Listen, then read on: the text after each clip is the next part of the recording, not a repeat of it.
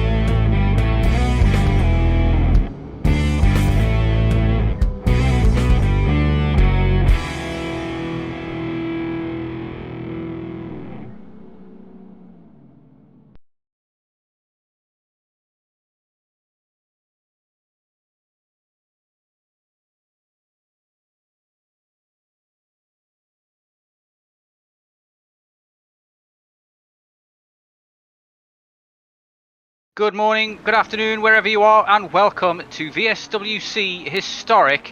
We are here with the cars from 1998 at Suzuka for a 400-kilometer race. We're going to start off with 20 minutes of qualifying, a little bit of a warm-up, and then, as I said, 140 minutes of racing around this iconic track. 66 laps around that total, on a track designed by Hans Hugenholtz in its iconic figure-8 layout. Chicane added there at the end. Slow cars down past that pit straight in 1983, and we've also got obviously the famous hairpin, but we're going to have an orange zone up until this race, which was famously coined Kobayashi Corner after he passed 5 drivers in one GP there with very aggressive moves. Looking forward to this one. It's going to be fantastic. It is Stephen Karavelis on the mic, and Dara joins me in the booth this evening. Good evening, Dara. How are you doing this evening? I'm doing very well, thank you. Yeah, looking forward to this one. Suzuka, one of those tracks where anything can really happen. It's tight, side-by-side racing is possible. But up those S's, if you go side-by-side, you go a little bit wide, you can find yourself in a whole world of pain. Barriers are close, particularly in the Degners. If you go a little bit wide there, you could find yourself right in the barrier. So, very much looking forward to this one. A long race ahead of us, and I think it'll be a very exciting one as well. Yeah, certainly will be. Let's have a look at the schedule quickly here. Then we're obviously at Suzuka here today for this one, and the 400 kilometer. You're on the right hand side there for your Saturday schedule, and then it's Donington followed by Austria, and then ultimately Miami, and then finalising with Laguna Seca. Some great tracks still to come, particularly Laguna Seca. Absolutely fantastic track with that corkscrew corner. Looking very much forward to seeing the results of those. We have got an interesting track here though in Suzuka. Plenty of corners, and some very famous ones as well, including 130R, very dangerous corner, taking a couple of lives in its time. Very fast, should be pretty much flat out, maybe a little bit of lift in these cars, but it's a fast track and difficult to overtake at, Dara, do you think? It is definitely possible to race here, but not easy, is it? No, not at all. I mean, turn 1 you could say is a good overtaking opportunity, but again, the fast nature of one leading into 2 means that it can be difficult to find the line, especially if you're going for the inside. I mean, through the S's, realistically, we're looking at single file. Maybe a move, of course, into the final chicane. It could be possible, and could be where we see quite a lot of the moves being made this evening. But, you know, you've got the other overtaking opportunities of Spoon, the hairpin as well can be done. But yeah, I mean, we're looking at some of the corners where drivers might try and set up good run through the exit at Degner 2 maybe to go up towards the hairpin, or just focusing on the exit of the hairpin to go into Spoon as well. But it's one of those tracks where you've really got to engineer a move rather than just being able to go for it whenever you really want to. Certainly is. Let's have a look at the tyre situation then. So combination of soft and hard for both classes here. We have of course got the GT1s and the GT2s classes in this race today. We're split into Pro and AM categories between them as well. Yeah, the tyre wear around this track is relatively even. Lots of it left-right corners, so it kind of balances the tyres out a little bit. We're expecting at least 3 stops for the GT2s, possibly around 4 for the GT1s, losing about 1 minute and 10 seconds each time. Double stint's probably only going to be possible if a splash and dash is required, but the challenges for this race is the changing lightning, minimising those mistakes which can cause you major problems around this track, particularly if you go offline in the S's. As Dara said earlier, you can quickly find yourself losing plenty of positions. Tyre management always a tricky one around here. Some very fast corners here, so really kind of load up the tyres, and obviously it is a long race, 140 minutes in these cars. It's very difficult to go that entire length without making one little boo-boo. Yeah, absolutely not. Because it's so difficult to try and make sure that you can keep it consistent over such a long race on such a difficult track as well. That is the nature of endurance racing. Let's have a quick look at the standings now then. In the GT2 AM category, we've got Peter Meyer leading the way on 50 points, followed by Filippo Marazzi on 38, and Maximilian rounds out 3rd place with 10 points. Matthew Sibagnoni on 6 points, followed by Eugene on 6 as well, and Josh McGlinskey on 4, followed by Paolo Tampera on 4, and then Alan Hagland rounding out the top 8 there with 0 points at the moment. 5 wins for Peter Meyer in this category. He's storming away with it at the moment. In the LMGT2 Pro category, we've got Ross Smith leading the way with 2 wins on 46 points, and JT Tammy hot on his heels, only 6 points behind with 3 wins and 40 points. Matthew Overton rounds out the top 3, quite a way behind on 29, with Ben Boerman on 16, Dave Goers on 40, Joe Miller on 7, Jeffrey Ellis on 5, and Vasilis Karanagis on 3, followed by Tim Vanderberg on 0 points. Ricky Munsters leading the way in the constructors, with Dark Thunder Racing on 43 points behind them. Moving on then to the AM categories for the GT1s, we've got Becky Ely on 46.5 points with 4 wins under her belt. Wayne Hutchinson on 39 points isn't too far behind though, with George Angelides making up the top 3 on 34. Or with Barry Dimarzo, his fellow partner in the Ferrari, on 27, putting them in charge of the Constructors' Championship. Stephen Miller in 16th place, 5th place on 16 points, I should say, followed by Oliver Day on 14, Jerry Chen on 13, Eric Monet on 6.5, and Tom Mountjoy on 4.5, followed by Guillaume Beng on 4, and Mike Olsen on 3. Tony Boynton, Graham Duncombe and Giles Villeneuve both all yet to score points, but it's quite tight in the Constructors. Not very much separating the top 3, with Speed Dittos on 53 points and Gulf Racing on 50.5. Moving on to the Pro category, and it's Magnus Dahlgren still in charge of this one on 49 points with 3 wins, and closely followed by Daniel Kirby, who we know has got unbelievable pace in this category. He's also on 3 wins, but only 36 points. And it's Ethan Funk rounding out the top 3 on 28, followed by Woody De Bruyne on 25, Timon Suvic on 14, John Uyan on 12.5, John Gutierrez on 10.5, and Francesco Concas on 9 points. Brian Hall is on 7, matched with Felipe Enrique, rounding out the top 10, also on 7 points. There's Alex Garrick, Jason Whitehead, Luciano Carzo, and Alexander Schultz and Gilles Alonde making up the top 15 on their respective points hauls, followed by Joachim Coudray and Norm Graff, Victor Geneva, Adrian Rice, Risto Corby, Brandon Gant, Alec King, and Tom Lane, making up the rest of the top 23 of the Pro category. In the championship standings, the constructors standings, it's ME Racing for the Toyota GT1 team on 56 points, followed by CMS Pro on 48, and not far behind them is Depth Racing on 34.5.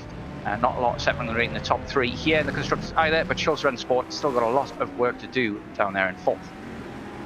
So we've got the cars on track now, and looking forward to a fantastic qualifying. We expect to see times somewhere in the 156s for the quicker drivers, maybe pushing towards 2 minutes, but we never know what's going to happen in qualifying. Not a lot of chances to get this right here, Dar.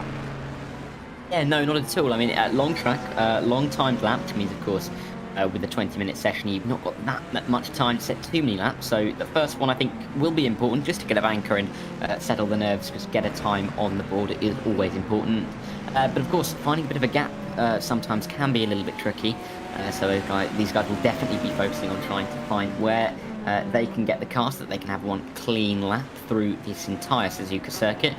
But yeah, looking like it's going to be an interesting one. Close times as well. Might set us up for a good race ahead as well. Certainly will, yeah. It's going to be a tight race, we hope. Lots of on-track action. 66 laps, a long time, like we say every time in these endurance racing. We'll just take a moment to have a quick look through the point system and how that works. So for first place in this race, we've got 10 points. Second place brings home 6, with 4 points for third, 3 points fourth, and 2 points for fifth. 1 point for sixth, and everybody who finishes the race gets half a point as long as they do more than 75% of the race. So let's have a quick spy at the chat. Evening James, evening Steve, says Phil across the pod. Great to see you here as always, Phil. And got Oras saying hello as well. Hello to you. Looking forward to seeing you here for the remainder of the race, we hope. And yeah, should be a corker. Have you got any predictions out there, Dara, at all? What are your thoughts here? God, I'm a bit early for me for a prediction. Mine are never right anyway, so I don't want to jinx anyone this early on. But no, I think generally, I think this is going to be a good tight session. Hopefully, we'll see a few of the guys like Kirby, Hall, and Dahlgren as well, kind of close near the front. Of course, in the championship, you like to keep up a championship battle, the GT1s, of course. Dahlgren is leading Kirby and Ethan Funk as well, so maybe if Ethan Funk can get near the front of the field, then he might be able to push his way up the order, of course. But you're looking at the likes of Becky Ely as well, trying to do well and continuing that good form in the championship. But it'll be interesting to see. 17.5 minutes on the clock, but they're just about starting their first time runs. As we see Ross Smith now coming through the S's on his opening turn. There's a very pink liveried car and getting out of the way. Difficult circumstances there in Dunlop Curve. Just before the two Degners. It's important to definitely not go side by side through Degners. Difficult place to manage a car alongside for sure. But certainly is an iconic track, this. Absolutely fantastic racing and situations being had here in all types of cars. And trying to think of the one that really sticks out in my mind would be the Alan Prost ding dong that occurred here. Are you old enough to remember that one, Darren? Well, I mean, I wasn't around for it, but I do know what you are talking about. Down into the Casio triangle when they came together, but of course, it didn't take so long, did it? On other occasions, them to come together at turn 1. But yeah, lots of memories at this track, and lots of occasions where, you know, different corners have had their own moments as well. I mean, the hairpin, you mentioned Kobayashi doing so well, Spoon as well. More in recent times, I've seen a few more incidents there as well. So lots of memories around the entirety of this track, and I think it'll be interesting to see if we create a few more this evening. A lot of time in the race to do so. And we might see some drivers find their rhythm in particular parts of the racetrack as well. I think Ross Smith just come up to the line there. He's at his opening time, and that looks not too bad at the moment as he goes up into, what's that now? I can't see what that is. P9 that is, right at the back. But he is, of course, that's the lower class category. Certainly is, yeah. We've got some very quick times coming in thick and fast. And qualifying is definitely important. Obviously, endurance racing, you've got a lot of time within the race to correct any mistakes that you've made, either within the race or in qualifying. But qualifying is all important, as it is in most racing situations. It puts you at the front, it can keep you out of trouble, and turn 1 can definitely be a bit chaotic here at Suzuka, especially on that first lap. And the S's, any mistakes there on cold tyres can cost big time. So be interesting to see how everybody manages it, and getting high up the order in qualifying is going to be vital to that end as well. And as our man in the middle, Ross Smith, was telling us beforehand as well, it's also very worthwhile in terms of strategy to be ahead of somebody that you are quicker than for the race. It means you hold them up and give yourself every advantage within the race. But and Kirby currently purple in sector 1. He's got absolutely charging it. We know with his kind of pace, he's been absolutely dominant at the top end of the Pro Series so far. Purple in the second sector as well, so he's on an absolute barnstorming lap here. This could be the one for pole as he finally rounds the chicane. In the final corner, he'll keep it hard to the right-hand side to shorten the track. Let's see what he does, and he does go, in fact, pole by, looks like almost a second and a half there. Absolutely blistering lap there from Kirby. We've come to expect that kind of thing. Yeah, and that'll set him in good stead for the rest of the session. I mean, he was a winner last time as well, so he's in a hot streak of form after winning the last two, Hungary and Dijon as well. So he is really coming good in the championship. Of course, currently sitting second behind Magnus Dahlgren, so he's gaining some ground. There's a 13-point margin he has to close. And with only 10 for a win, he is looking like he's trying to close it with only a few more races to go in the championship. Doing well so far. With 30 minutes to go, I mean, time relatively early in the session means that he really is in a good position for the rest, and it's going to be one of those times where the drivers behind are really going to be pushing to try and beat that time, and then might make a little mistake in doing so and might not maximise exactly where they could be on the grid. So bit of a carrot, but it's a long way in front of the places of some of these drivers at the moment. Yeah, it certainly is, but motivation nonetheless, and yeah, you tend to find you only get better by playing a smarter opponent, as the old chess phrase goes. So play racing against faster drivers, it will definitely give you some improvements, but Dan Kirby on another level at times in this series. Every race he's finished, he's come second or higher, which tells you everything you need to know about him, but he has got competition within Magnus Dahlgren, and with so few races of the season remaining, so many drop races for Dan Kirby, it's still anybody's guess whether or not he'll be able to knock Dahlgren off that top spot, claim it for himself. Still a lot to be fought for in the mid-pack as well throughout the categories, but interesting to see how this race finalises and what gets shaken up. Becky Eli is also one to mention, who's been dominating her category in the ARMS, and 4 wins total. That's unbelievable from her, and yeah, there's lots and lots going on across all of the categories. Ross Smith and JT Tammy very close together at the moment as well, and finally get to the point of the season here, Dara, where people may be starting to drop out a bit, missing more races. Life gets in the way, and that can have a big effect on championship standings. Yeah, it definitely can. I mean, for some of the guys that, I mean, if you miss one race now, you might not be able to recuperate the same amount of points that you missed out on by not attending. So, slight difficulty there for some drivers, but it means that there is Div2 was raced particularly in that LMGT2 category with Ross Smith and JT Tammy. So they won't be complaining too much because they are doing very well between them. So we'll have to see if that can transpire. Out of the final corner here for Becky, she runs to the line in the end and just improves 6th overall, of course, but first and fastest in class as well. So good work there so far. Of course, Becky Lee, another name, doing well in the championship. Currently the leader, won 4 times, including at Dijon, Hockenheim and Silverstone as well. So in a good run of form this season, and it'll be interesting to see whether she can keep it up tonight. But of course, Suzuka can be a bit of a different prospect, but we'll have to wait and see. She looks relatively comfortable at the moment at the front of that class.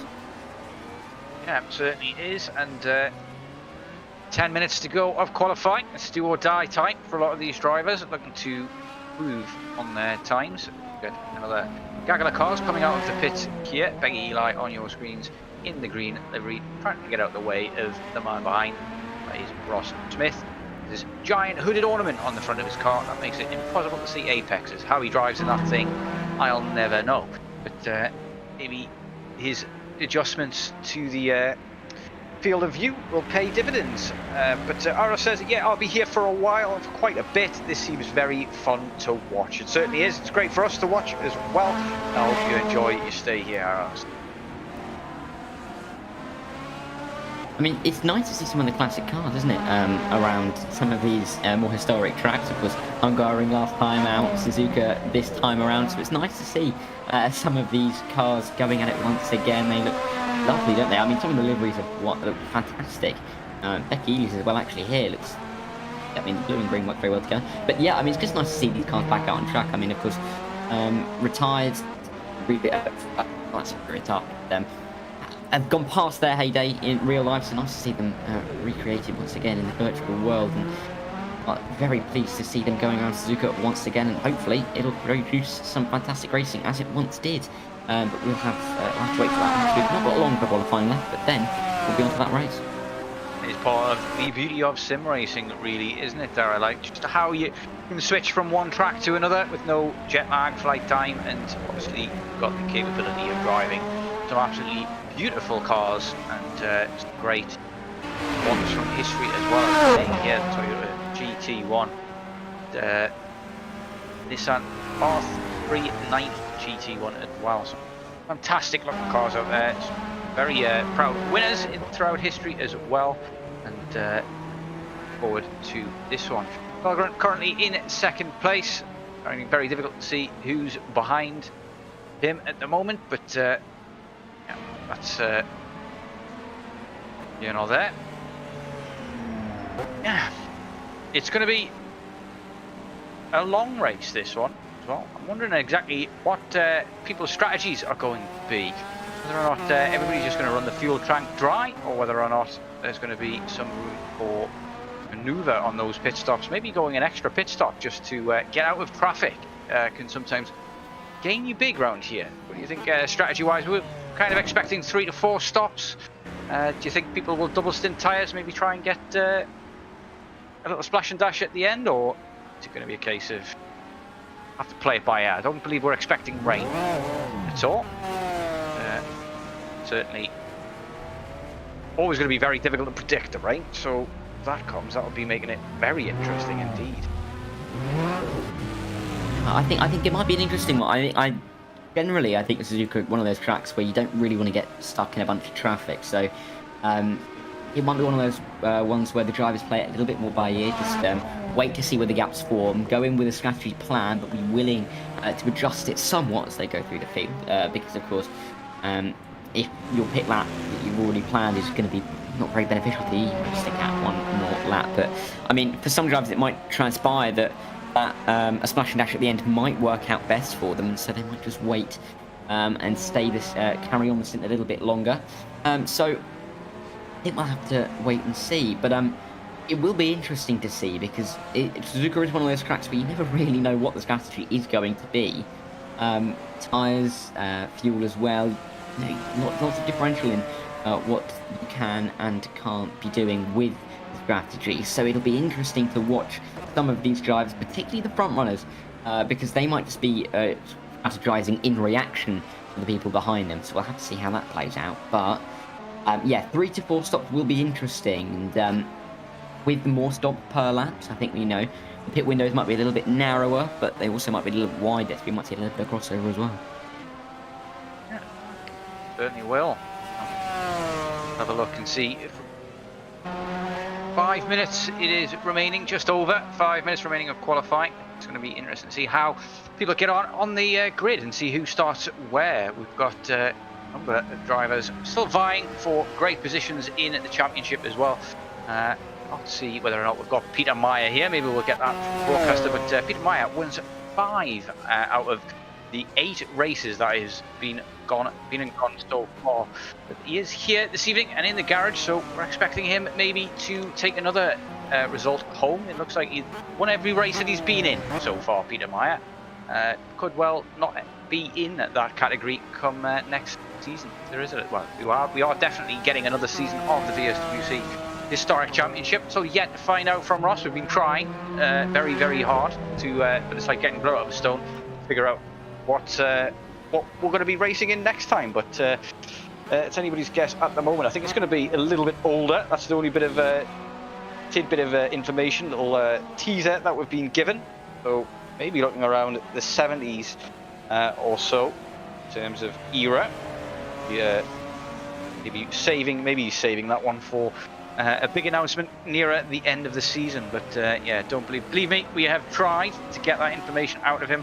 It has proven very, very difficult. Please let us know in chat if you've got any predictions for this one, who you're rooting for, and don't forget to give us a like and subscribe if you're enjoying what you're seeing. It's Donington next as well, Dara, and I don't know if you've raced much around there, but that is another fantastic track. Possibly got the world's greatest chicane in it, in my opinion. What do you think of that next one? Yeah, I mean, Donington's one of those tracks that one of the few tracks that I've both driven and been to. So it's one of those ones. I think it's a classic, really. It's a British classic in terms of how the track is curated, shall we say. I mean, turn one, of course, can always be interesting. Slightly more than 90 degrees to the right can create some overtaking in that chicane, like you said. Fantastic chicane.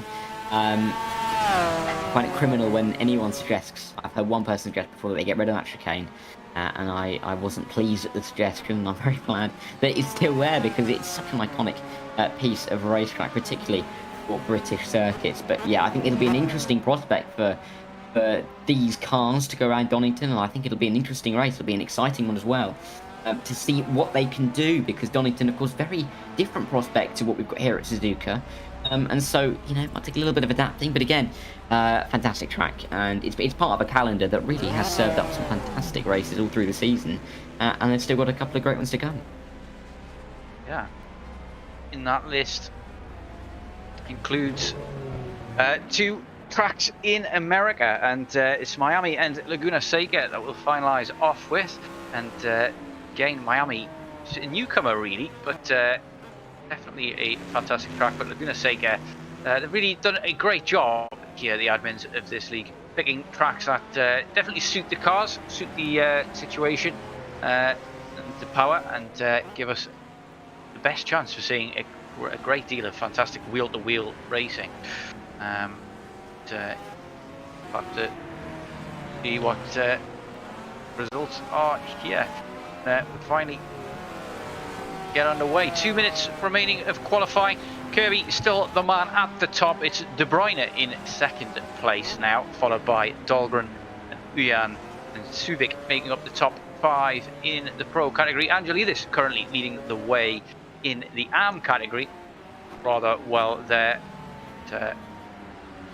Difficult to keep hold of that spot. We've got a number of quick drivers in that category there. Of course, got Meyer further down the order there as well, to start high up in his category. Maybe he doesn't want to race too hard. The very few drivers that are available today. As all he needs to do really is just get a decent finish, and that'll be that, and be well on his way to winning a trophy at the end of this season. Yeah, going to be interesting. 4 tracks altogether in the USA, obviously a US league this that we're in, and it's been an entertaining one so far. Have you managed to catch much of it so far, Dara? I've watched a few of the streams actually, particularly last week I've watched quite a few of the streams, and there have been some fantastic races, which is why I've watched a few of them. I mean, kept watching a few more because they were just really interesting to watch. So yeah, there've been some fantastic rounds so far this season. You know, I think the tracks we've got left will also be incredibly interesting. I mean, you mentioned Laguna Seca. I mean, Laguna Seca is one of those tracks that almost, you know, stands the test of time. I mean, but of course, they've remodeled it slightly, haven't they? They've introduced a little bit of tarmac on the outside of some of the corners, which is a bit disappointing. But, I mean, overall, one of those tracks that is fantastic. Corkscrew, of course, iconic corner. And even, it creates a lot of overtaking opportunities as well. I mean, particularly that first corner, double apex left-hander can really give you a good shot at trying to get past your challenger. So, I mean, yeah, I'm looking forward to that one. There's lots of tracks. I mean, all through the season, the ones we've already had that have been interesting as well. But, yeah, fantastic season. I mean, some of the tracks have been really well chosen as well. So, looking forward to them. As we said, Donington, Laguna Seca, Miami and Austria as well in there. So, good calendar. I'm looking forward to the end of the season here. Certainly, well, it's still going to go down to the wire for a number of these people here as well. We've also got Enrique, who's just managed to put himself into P2 in the GT2 category. Looks like we've got an amalgamated qualifying here, and it's over as I speak there. We've got the checkered flag out. You're looking at the grid standings in short order. We will have a 10-minute warm-up before the race starts proper, and we'll get it, then we'll bring up the grid. And but yeah, looking forward to 400 kilometers of Suzuka here this evening. Plenty of racing for your feasting eyes, and be a great one. Looking forward to this. The S's can be just absolute nightmare on that first lap. I'm wondering exactly how many people are going to maybe risk those moves as well. Obviously, we've got the orange zone, which runs from turn 1 all the way to the hairpin, or Kobayashi corner, however you like to call it. And that means that you're not allowed. It does mean you are allowed to make a move, but if you make the move and you make a mistake and you hit the person on the outside of you or on the inside, depending on where you've made the move, then the penalties are going to be severe. So a lot of people will opt against that and go for the safer option of just going through single file. But he who dares wins, as old Del Boy used to say, and you can definitely gain a few positions if you are aggressive enough, but most importantly clean enough to get some moves done in that orange zone. But every race I've commentated so far at VWSC, that's not happened. Don't know if we'll ever see cojones of that size, but it's definitely maybe worth considering, especially if you've got such a good run and know your braking points well. Yeah. I was going to say, definitely. I mean, it's one of those tracks where if you're confident in the move, then you've just got to commit to it, because a little half-hearted move in some of these corners can end up very badly indeed. I mean, you look into turn 1. I mean, if you try and just put your nose slightly down the inside, the nature of the apex of the corner means you're just going to have that front end of your car wiped off completely. So you've really got to be committing some of these corners, but we'll have to see if some people are brave enough to go for it. Yeah, we do have some outstanding penalties to go through as well just before we get back going again. But it's apologies from me if these are incorrect. These are just pulled from the Discord server. I'm pretty sure they are correct though. But we have got a drive-through for Brian Hall, a drive-through for Magnus Dahlgren, which could affect things at the top end of the field massively. Today we've also got a drive-through for Oliver Day as well. So he's currently sitting quite high in the AM categories on qualifying pace, I believe. And yeah, it looks like we've got NQs to Wayne Hutchison, Pedro Quilas Gomez, and Gilles Lalonde as well, which would be qualifying bans, I imagine. And it's be difficult for those to kind of make those time up, but endurance racing gives you plenty of time to do that, I suppose. But the last place you want to be, really, Dara, isn't it? It's at the back of the grid. It sometimes means you can avoid issues and problems, but at the same time, all of it's happening in front of you, isn't it? Yeah, definitely. So I think it'll be important to try and keep your nose out of trouble if you're starting at the back, but it will be difficult at times. Maybe if there is a little bit of a concertina effect, particularly on that first lap, it could be a little bit difficult. But yeah, I mean, it's a two-sided, two-edged sword. That's the saying I'm trying to find, because of course you are starting near the back, but of course you can avoid all the chaos into the opening corners. I mean, it can be so difficult to pick your way through on the opening lap if you are right in that mid-pack. But if you're near the back, you can just hang back a little bit, find the line through, have a better exit to benefit you through that opening lap, and you might find yourself a little bit further up than you would have been expecting. So it's all, I mean, it's a bit of a gamble starting back, but it can work out if you are savvy enough to get through the field in time. But time will tell to see if these guys can get through if they're right from the back. Savviness, of course, a major virtue for any endurance racing driver. Lots of other virtues required: patience, determination, and yeah, just belief in yourself is going to become a huge factor here. Got the warm-up, 18 minutes to go here in this warm-up.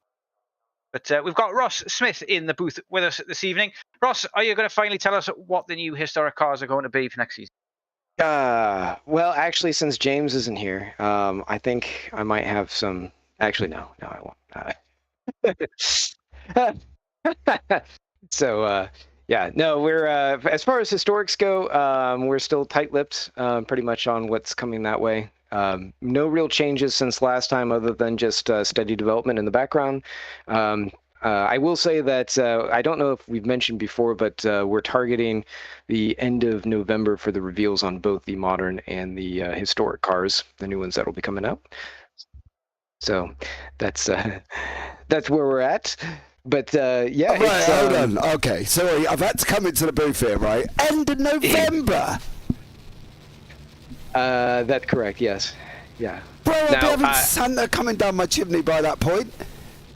Well, yeah, yes. Now, I will say there may be some teasers posted prior to that, but yes, I will say that others of us would like to release more information. Others prefer to keep it close to the vest, and beyond that, I won't say much more there.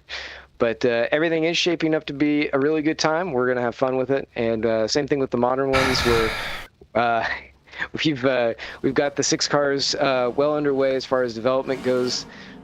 A lot of them have been a bit of a trick just because they have to be developed from scratch. That's everything, not even just the physics, but yeah, we're going to do some updates to the existing physics, the tires and everything. We're going to be tweaking those, trying to stay in line with what's going on with the real events, with the real BOP that's happening across WEC and IMSA. So it's supposed to be pretty much on par with what you're seeing in real life, and we've been pretty successful with that so far. We're very proud of what our testing team and the community feedback has been able to accomplish to just really nail those numbers and get those things dialed in. So yeah, it'll be great. We'll have new Evo versions. Everything's just it's just going to be awesome. Yeah, high optimism, high expectations there. I've got to say, it's going to be a huge kudos to everybody involved with this league and the R-Factor mods that you guys do. The amount of work and effort that goes into it, got to be said every time, is amazing. You guys do a fantastic job. But forward to your race specifically today. What are your expectations for today? You've been trading wins with JT Tammy on and off. It's your turn to win again today, isn't it? Well, yeah. If obviously, I have to make sure I bring it to the end. I can't just slack off and throw it into the barriers, because you don't make that 75% mark on the total number of laps, then you're done. You get no points. So even if I were to win, it would be all for naught. And as it is right now, Peter Meyer is looking to try and compete in the pro levels. So right now he's being listed as AM. There was a bit of a conversation prior to the race as whether or not he'd be moved up or not. But as it is right now, he's still AM, but that may change potentially as we go into the final races. It would be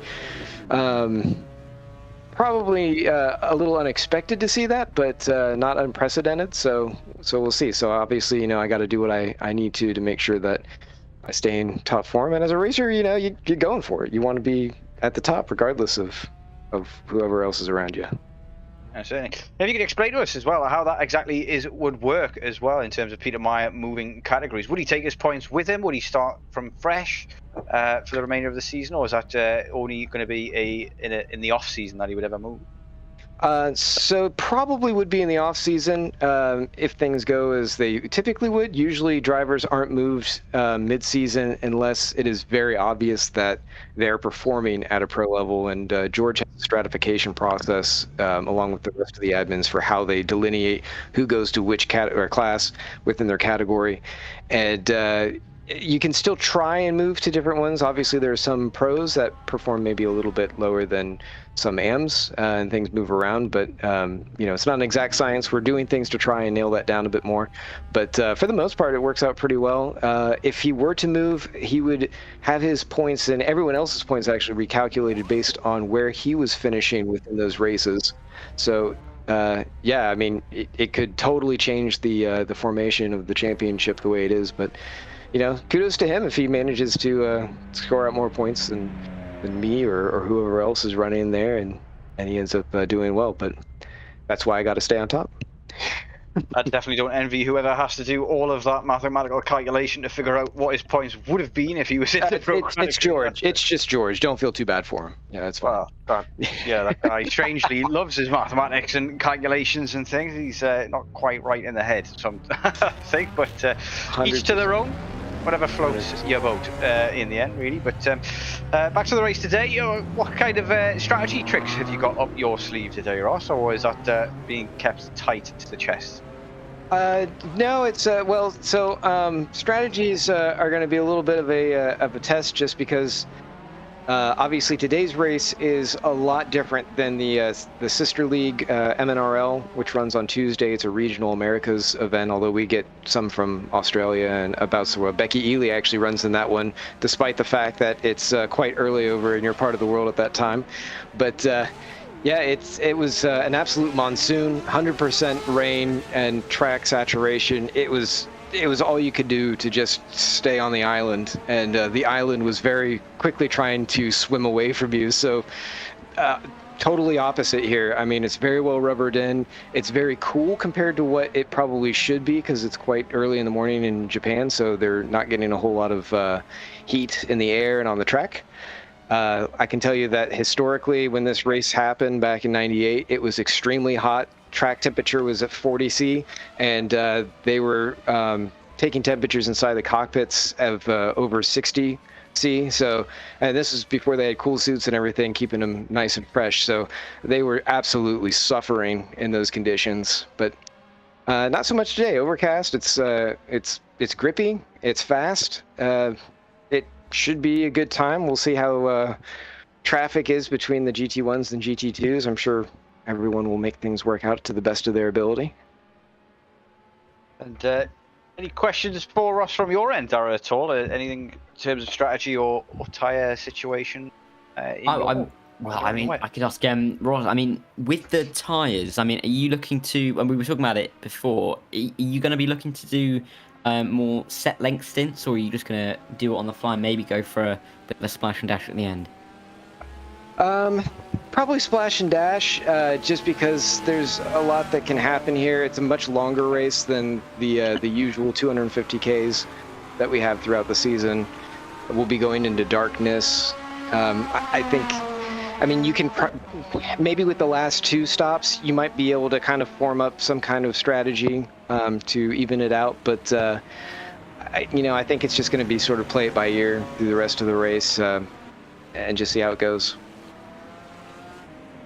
That's one thing we were talking about, wasn't it, Stephen? That we weren't sure whether some of the drivers might go for longer stints or maybe go for a splash and dash. So, yeah, thank you, Ross, because that'll be interesting to see how that develops.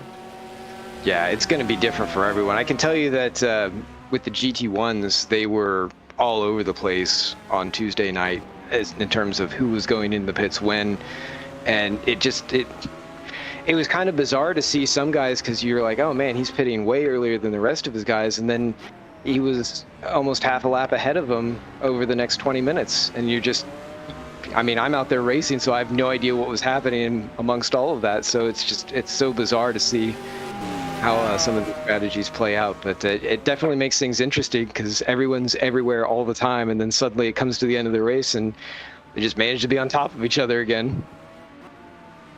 Hopefully we get more of that today. We want to see some close racing. We've got your close compatriot, George Aguilera is currently sitting in pole position in GT, in the arm category. I apologise.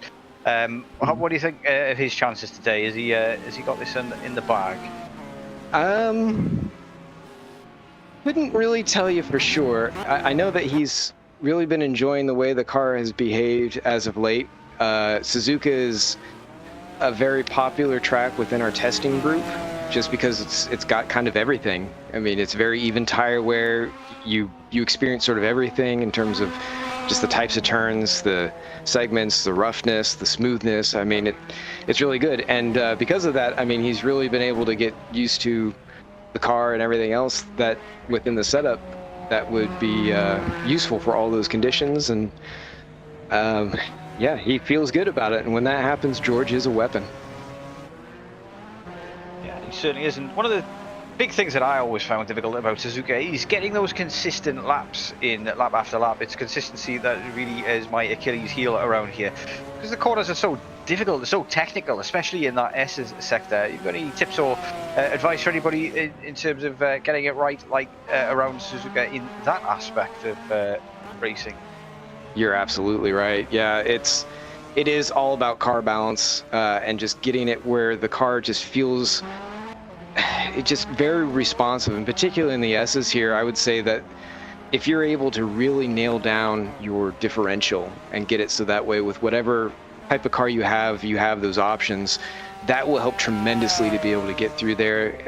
Pairing that with the way that you've got your aerodynamics set up, as I go kind of all over the place, it really does make a difference in the way that the car is able to respond just to the changing conditions, with the way that the rubber lays down, if there is any weather, and just being able to rotate the car, make it do what you need to when you need to. That's going to be the best for this track in particular. Great advice there. And in your opinion, is there any dark horses or anybody that you've seen in the week leading up to this in practice that maybe is going to perform better than expected? Or anybody who you think might struggle that day? I'm curious to see how Alex Garrick does. I saw that he was pretty fast in a few spots. Same with Gilles Villeneuve. I think that those two guys, and probably Oliver Day too, I mean, they're ones to kind of keep an eye on, because they can either be, you know, an absolute missile or a missile crisis. It just depends on just kind of what's happening in their race at the time. But yeah, they're quick ones to keep an eye out for. The Suzuka is no stranger to drama and incidents as well. Is there any sectors of the track that you're particularly scared of, or think that there's going to be a number of incidents there? Well, I would say any of the real tight spots, you know, from Dunlop down to the hairpin, that's a very tricky section where if you get alongside between multi-categories, you both have to know exactly what's happening to make it work. Otherwise, it'll just be a complete mess. So yeah, most of the other parts are pretty straightforward. You know, don't push the S's if you're multi-category. Even though if you come into that turn 1 segment and you're not past that GT2 in front of you, you're just going to be absolutely screaming inside your helmet, because your competitors are going to roll right up behind you, and yeah, just make a mess of your day. So. We'll see how much patience holds on through the end of the race as we go into the nighttime. I'm certainly going to be very conscious of where everyone is around me, and I'm sure they'll probably be saying, "Get out of my way," if you don't really have any competition. So, you know, yeah. Anyway, we're about to go to race, so I'm going to hop out of the booth. But thank you guys for everything you're doing. We really appreciate JPB with all their support and partnership with us, and we look forward to the race. We're looking forward to it. Best of luck to you, and thank you very much for your time coming into the booth, giving us all that information. Very helpful. But best of luck to you, I'd say. We'll have a look at the grid then now and see where everybody's going to start their business this evening, and be starting off with P1. Daniel Kirby absolutely dominated qualifying here. 8/10, almost 9/10 quicker than everybody else. We've got Wouter de Bruyne in 2nd place, Magnus Dahlgren in 3rd place, and John Uyan in 4th, rounding out the 2nd row of the grid. Wouter doing a fantastic job in qualifying here. Timon Suvik is in 5th, followed by Brian Hall in 6th, Beggy Ely in 7th, and Jason Whited in 8th place. In the Nissan P360, it's Alex Garrick in P9 and Barry Dimarzo in P10, George Angelidis in P11, and Philip Enrique in P12, making his home the Toyota GT1 for this race. It's Oliver Day in P13 and Carl Struhal in 14th, Gilles Villeneuve in 15th, and Stephen Miller in 16th place for speed details. It is Ross Smith down in 17th and Dave Coors in 18th. Peter Meyer in 19th, looking to pick up another win, and Wayne Hutchinson down in P20. Finalising the grid then is Gilles Lalonde in 21st, and Mike Olsen at the very back in P22, home to take advantage of some mistakes ahead. Hopefully he can keep his nose clean. The suspense is building. We're ready to get for the lights underway, and I am very much looking forward to this one. Wondering whether or not you think anybody's going to have a chance here to into turn 1 if they get a good start. We are going to have a standing start, but that orange zone, it plays on people's minds. Yeah, definitely. It really does. I mean, Kirby will just be hoping to get that good from towards turn 1. I mean, of course, we've got that formation lap coming up first. For him to have that in the back of his mind, that he knows he needs to get that good run down towards the first corner.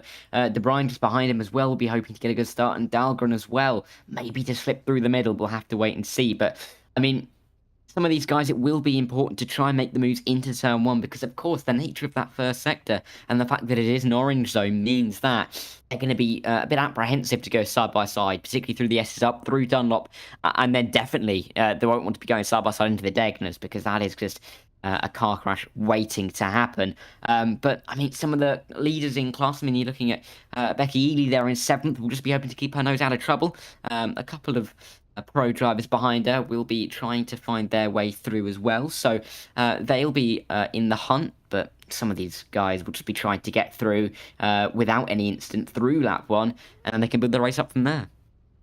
Yeah, we've also got Gilles Hollande at the very back of the grid in the GT1 car. He's going to have a lot of work to do there with Wayne Hodges just ahead of him as well. Maybe, hopefully, can follow him through. Won't be long before we get underway as the cars do start moving finally for the formation lap. Tyre situation, we've got almost the entire grid on the hard tyres with only 3 drivers opting for the softs. We've got Oliver Day, Philip Enrique and Timon Suvic on the soft. They'll be hoping to maybe get some early positions once they've navigated that orange zone. And drivers here will just be trying to make sure that they've got everything in order, not just in the sim rigs but also in the car and tyres as well. Just getting some temperature in the tyres there. You see drivers weaving. Best way to do that, I've been told, is to induce understeer. Really is the best way to heat up your tyres rather than oversteer. Obviously you don't want to point the wrong way on the formation map. Highly embarrassing. But important definitely to get as much tyre time as you can into the tyres. The tyres around this track are vitally important as they are most tracks, but because of the left-right nature of this one, in so many places you can get those big snaps of oversteer, Dara. Cold tyres can be deadly on the opening map. Yeah, absolutely. I mean, with such a long flowing first sector, of course, as the S's are, a little bit of cold tyres, a little bit of lack of grip realistically can just walk you off the track and compete in a world of pain, especially when you're in a fight maybe side by side with another car. You've got to be aware of where your car is moving, how much tyre temperature you do have, because that can make an impact on whether you want to put your car towards the inside or try and go around the outside of someone else. So lots to think about. Tyres will definitely come into play, and the pit stops will be interesting, I think, to see what drivers go on to early on. But interesting, as you mentioned, that Suvic is on that soft tyre. Can he maybe use them at the start of the race to get up a little bit further? We'll have to wait and see. Got some tough competition in front of him in John Uyen, Magnus Dahlgren, Wouter De Bruyne and Daniel Kirby. They're not slow by any stretch of the imagination, but got the drivers coming through the second sector here, and it's going to be vitally important to get a good start here. You want to just make sure that you survive is the first thing on your list, the first checkbox on the clipboard. Make sure you survive. It's very easy for people to lose it here. There are a number of very deadly curbs around Suzuka as well that very much unsettle the car. And also obviously got maybe the first opportunity to overtake, which will be down here into 130R with that orange zone ending at the exit of the hairpin. It's going to be here that maybe we're going to see the first moves. But if I was a betting man, I'm going to say that moves are going to be few and far between around this track. It's going to be pretty quick in comparison. It looks as though we have got underway already. Going early is Kirby, as everybody files single-handedly through. Oh no, he's not gone at all. He's still going slowly. Maybe just increase the speed a little bit through 130R. But he'll be the man to get us underway in his very beautiful Panos GT1 car. Comes around the final chicane here. It's going to be a single file start all the way through to the hairpin, unless somebody's feeling particularly brave and willing to risk the wrath of the stewards. But going very late here is Dan Kirby. It looks like he's going to go at the line, and there he goes over the line, and we are underway for the 400 kilometers of Suzuka. It looks as though De Bruyne has got very close to the back of him, but he won't be making a move into turn 1 with that orange zone in place. It's going to be very risky to do so. He's just going to try and get the tyres heated up a little bit in through the S's as we get started here for Suzuka, and 66 laps to go.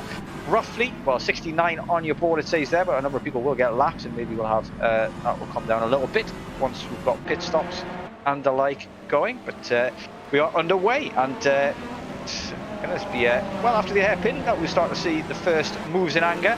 But so far so good as we filed single-handedly through the S's and around Dunlop curve, Dagner 1 and 2.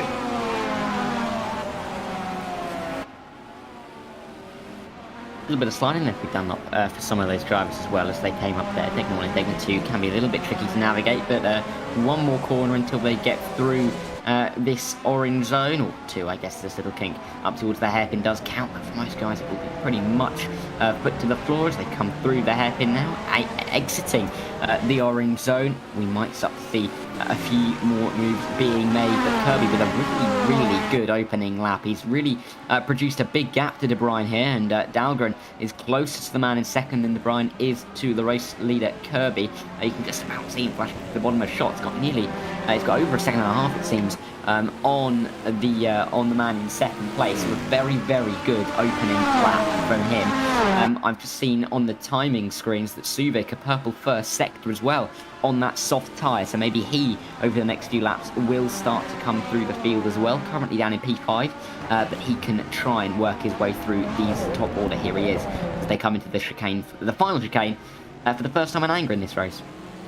Yeah, it certainly is, but Dan Kirby, as you mentioned, absolutely disappeared, and that puts Woody De Bruyne in serious trouble. He's got Dahlgren and Uyan behind him, and they are not slow. They're going to be piling the pressure onto him, and he's lost the draft from the man ahead, which is going to make him feel like a bit of a sitting duck down that back straight on this lap as we enter the S's for the first time. We did have a yellow flag earlier on there, not sure what that was, but we'll fill you in on that. I believe it was Jason Whitehead who's gone off there in the background and is currently last place, but plenty of time to go as we go to a replay to see what happened to Jason.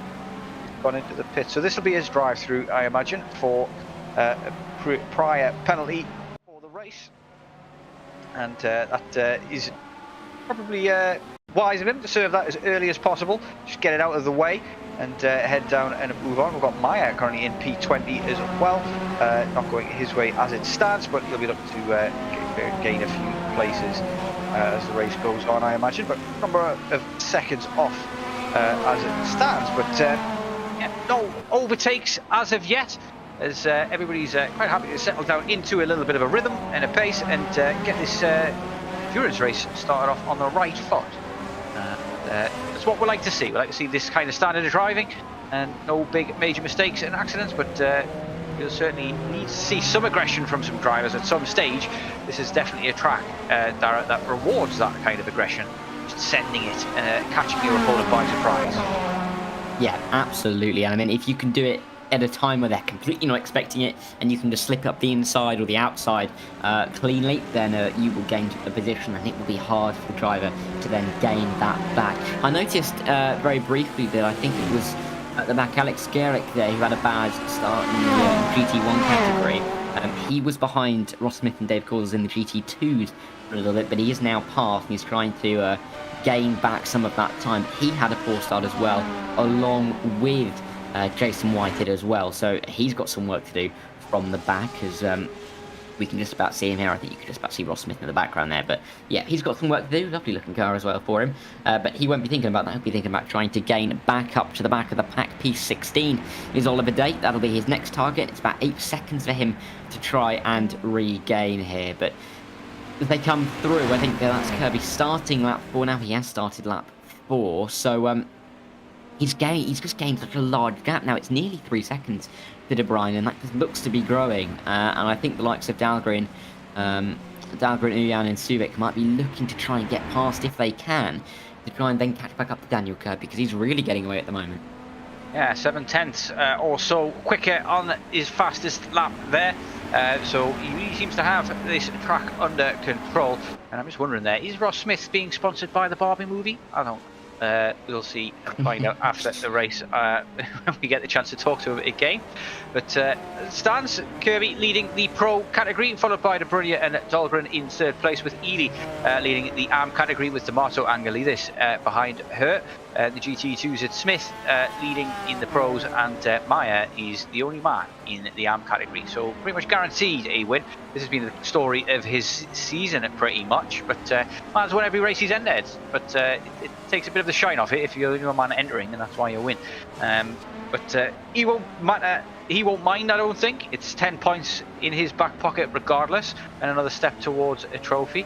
Yeah, what do you think, Dara? It does kind of take a little bit of the shine off it, but hopefully he can eventually move up into the pros and compete there. Yeah, definitely. I mean, it's all good practice. I mean, you can go a little bit under the radar as well if you are just going around on your own, because you're just focusing on your own race, focusing on your pace. So he may be able to benefit from that. Oh, we see a spinner there through Spoon Curve. I'm not too sure who that was, but that's Magnus Dahlgren who's gone round actually. Dahlgren, Dahlgren. He was in pursuit of De Bruyne there at the front. So he has dropped back now, all the way back to P9 overall, which is that's 6 in class. So, lots of work for him to do. Drop down about another 10 seconds or so, I believe, from the back of where he was. And we're going to see a replay of it, I do believe. So we'll see what happened here. Straight into the pit as well. But this is Stephen Miller that we're watching on board at the moment, going wide in Spoon by the looks of things. Very easy to do that. You've got to kind of not carry as much speed as you think. That was Philip Enrique there, stranded on the side of the road. Sorry, this is Philip Enrique there, just getting out of shape there. Again in Spoon, very easy to do that. That curb there in Spoon can be a little tricky to navigate, especially if you go a little bit wide. It's a rather large bump there that can set up the car. But that's not gone Philip Enrique's way, and he's dropped a couple of positions thanks to that. But did well to avoid a bad rejoin there. Very easy to do once you've spun there. But Angelidis here on the back of Dimarzo, and looks like we could see our first on-track manoeuvre if he can get close enough. Come through now into, I believe that's Spoon 1, and there is, yep, that's Spoon 2 as well. Great exit out of here required in order to get any kind of move done here, and it does look as though he's got draft from Ely in front as well, so a little train of 3 cars here battling for the lead in the AM category.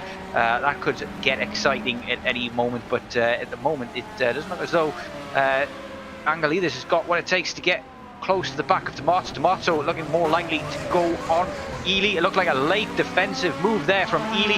No way to go up the inside for Dimarzo, and that is elbows out racing. That's a very tough defence from Becky Ely there, you've got to say. Within the bounds of the law, do you think, Dara? I mean, it looked all right to me. I mean, it wasn't really a place for Dimarzo to make a move. He was a little bit too far back, I think, to try and go for it, and I think Ely was just covering it off slightly. I mean, if Dimarzo was a little bit closer, Ely's move may have just been a little bit more dangerous, a little bit more naughty, but it seemed all right to me. I mean, these 3 at the front are so close together. I mean, Angelidis might just have to focus on his own race here, because if these 2 come together, he can slip up through the middle, but if he's focusing on them too much, then he will start losing a little bit of ground. I mean, he's lost a little bit of ground on this previous lap. He's just about within a second, just over 9/10 behind Dimarzo here, so he's close, but he's not quite close enough at the moment.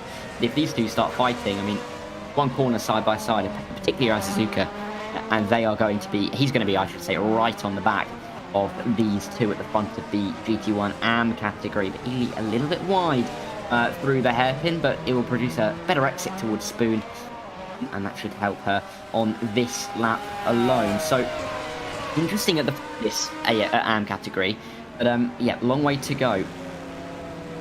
Something for the future books as well is that right behind these guys and closing in quickly, only 2 seconds the gap, is Magnus Dahlgren, who had that earlier spin and very quickly went into the pits straight after, I believe, or I could be wrong about that. That might have been Jason Whitehead who entered the pits, but he is going to close up on these guys pretty quick, and that could mix this up a little bit, because he'll want past here, and he'll be a fair bit quicker than these guys, I imagine, given his qualifying pace. But once more again, Becky Ely going to the inside, then into the chicane. It's definitely got Dimarzo in her head at the moment, and it's a battle of wills as it stands, but no change in position for the moment. Angelidis has dropped off massively there as well. Big mistake from him, and the gap is increasing to third place here in the ARM category, but no dive down the inside from Dimarzo, but he definitely looks quicker here. He's finding it very easy to follow Ely here, and it could be starting to get a bit of frustration setting in. We've got Angelidis in the pit actually, so wonder what's happened to him. We'll find out if we can. Whether or not that's his scheduled pit stop. Only 7 laps in. May just be thinking, I want to get out of this and try and maybe undercut these guys. Maybe they'll hold each other up, battling each other, and I'll be able to get them in the pit stop, maybe. Possibility.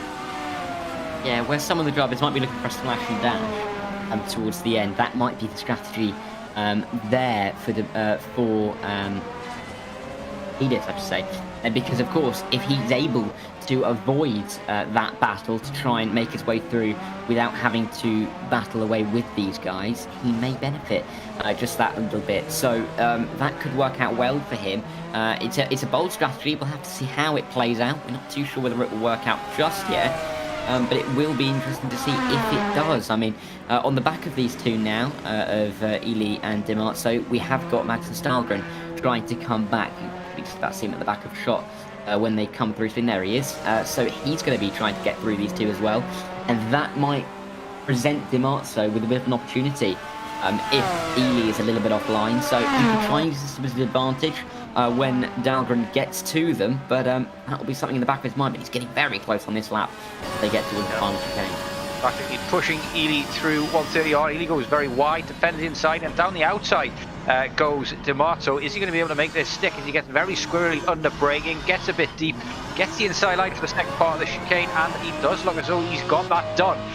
Or maybe not. Eli still a nose in front and defending the inside now into turn 1, and this is starting to get spicy. What's going to happen here? It's a dangerous place to be on the inside, but you can sweep around the outside around this corner as well, and there is contact, and they've both crashed off. Ely is spun around, and it looks like Dimarzo is going to get going quicker. I wonder if he's going to give the position back into because of sportsmanship, or whether he's going to carry on. It looks like he's just carrying on at the moment, and Magnus Dahlgren is through. So is Barry Dimarzo, is past Becky Eli for the time being. Maybe he'll give it back though. I wonder whether he will or not. Would you be in that situation, Dara? To be honest, I don't think I would. Only because, and I'll say this for 2 reasons. Firstly, he was ahead for most of that straight. Or particularly in the braking zone here. And secondly, we mentioned it before, you can just see, I mentioned it, I believe, in qualifying, when if you've got your nose down the inside, that can happen. The driver on the outside can just sweep across here. We'll see it here from Becky Ely's point of view on the inside of the car, and the car just comes across. He's definitely closed the door there, you've got to say. Yeah, from that angle, it looked a bit more conclusive, doesn't it? But yeah, I think Ely maybe just had a little bit more room now on the inside. But he won't be too pleased. But I mean, it's exactly what the strategy call was by George and Allegis. That's exactly what it was for. They've come together. They've lost multiple seconds, and he hasn't. He's just been very quiet, just gone about his business. And he may very well benefit from that because, of course, he wasn't in the battle, so he may just appear when those two have a pit stop in front, and that could benefit him for the rest of the race.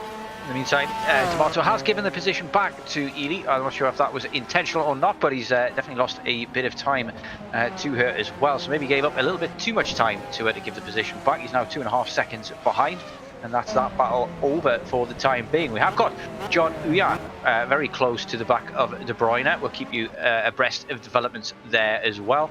That's the closest battle that we've got on track for the time being. We've also got Philip Enrique, who's DNF. Who's sure what's gone on there with him, but he's gone in and doesn't even want to come out again. So first casualty, I believe. We could get that. I might have that wrong, but we've also got Wayne Hutchinson on the back of Carl Struhal. But Wayne Hutchinson, Philip Enrique definitely out of the session. But look at this here. We've got very, very close to the backside of Ruda De Bruyne, and could see another move on track here, looking very tasty at the moment. Looking at turn the screw a little bit there, trying to get his headlights into those side mirrors of Ruda and cause him something to think about other than the road in front of him, really. Vying desperately here to get past, and Bruyne at the moment putting the car in all the right places, making it as wide as possibly can. Yeah, he is, and I mean, we saw, I think it was a little bit wide there from De Bruyne through Dunlop on this lap, and I mean, we were talking for the broadcast even about how if you go a little bit wide at Dunlop, then you really can push yourself well wide with the corner, as it is still going left for a very long time. If you go wide mid-corner, you're in a world of pain. You've got a lot of turning left to do on the gravel, and it's going to lose you time. So that nearly happened for De Bruyne, but Uyan really looking like he's going to push him into a mistake somewhere. Is it going to be through 130R? We saw Becky Ely go wide here a couple of laps ago, but no such mistake here from De Bruyne, and Uyan's going to have to wait another lap at least to come into this really tight chicane at the end of the lap. But they get onto the home stretch for the next lap. I don't think he's going to be close enough to make a move this time around. As we saw with Becky Ely and Dimarzo, they were pretty much side by side and they came together. There wasn't that much gain down the straight, so I guess you've got to be really close if you're going to make a move in towards one. Yeah, you might have to be within 2/10 in order to make the move stick, but it's obviously all about that all-important exit there out of that chicane and carrying as much speed as you believe you can through it as well. You can absolutely demolish the curbs in most of these cars, and still not a lot of room for side-by-side action here at Suzuka. Difficult to get your nose along the side, really, and keep it there for any length of time, because defending the inside line in most corners here at Suzuka means you've pretty much got control of that corner, and the person on the outside has to back out. But when it doesn't go right, you've seen what happens when it goes wrong in turn one, as nobody was willing to back out, and nose gets cut off sometimes, as Becky now is fully aware of. But still a long way to go. Lap 10 down, and looks like Uyan has got De Bruyne's number. He's definitely winning the psychological battle a little bit here. He's causing little errors here and there, but not enough to allow him past at this stage. No, not yet, but he really is pushing for it, isn't he, Ian? And he's looking for the move. Gap at the front as well has grown out to over 9 seconds for Daniel Kirby, who is looking increasingly comfortable at the front. He is coming up to the back of the GT2 cars, though, of Ross Smith, of course, and Peter Meyer. He's not too far behind them for the time being. Just flashing through the photo, through the final corner there. So they will be coming into play. You can see what Brian there, as Peter Meyer is just going into turn one, but Daniel Kirby will be looking to get through them relatively quickly and not to lose too much time, because you can see nearly a full home straight in front of Wouter De Bruyne now. So it's looking good for him at the moment, but of course, long race ahead. I mean, he's got over 50 laps to go, and that's going to be in the back of his mind. Just keep pounding in the lap times, and he should see himself through it, but we'll have to wait and see, of course. Subic as well, to mention, not benefiting from those soft tyres early on as we might have expected. Hasn't gained any positions apart from the spin from Dahlgren, but Dahlgren is now gaining on the back of him, only 2.5 seconds, so that's one to look out for. But he might pay a little bit sooner, so again, something to look for in the next few laps. But there's Sweeney in the chat at the moment saying bonjour, hello, and guten tag in as many languages as he can figure out. And he says the McLaren sounds so good. Best car on the grid. Definitely one of my favourites, but I'm a Ferrari man at heart, really. I can't really look beyond Ferraris in this one, but I'm also quite fond of the Toyota GT1 as well. I believe it did win a few championships in its real life series as well, the GT1, but I could be wrong about that. My trivia knowledge of racing is terrible, I have to admit. But it seems to be a decent event of racing, he says, this evening as well. And yeah, so far so good. We've got plenty of action on the track as it stands, but overtakes proving to be difficult in Suzuka once more. Always a risk when racing at Suzuka, but long way to go still. Lots to be shaken up, and we'll see the pit stops come into effect shortly, and they'll make a big change in the order and mix things up a little bit in terms of strategy, get people stuck in the wrong positions, and make our lives a little bit more interesting. But you got any favourite cars on the grid here, Dara? Oh, I'm not too. I'd have to watch a little bit more. I'm not sure. I mean, course, I feel horrible saying this, but of course, slightly before my time, these cars. So I wasn't around for when when they were in their heyday, and I don't believe Mr. Sweeney was either. In fact, I know he wasn't. So just going off, I do like the Toyota. I think I love it. This sounds like such a cop-out, but they are all very nice cars. I mean, the look that they've got are very iconic of the era. Of course, you don't really see cars that look like this anymore. I mean, the GTs have kind of narrowed up, got a little bit meatier in terms of the, got a little bit narrower, got a little bit, what am I looking for? More direct, I think is what I'm trying to say. But yeah, these cars, such an era, aren't they? A little bit flatter, a little bit wider. They look fantastic on the track.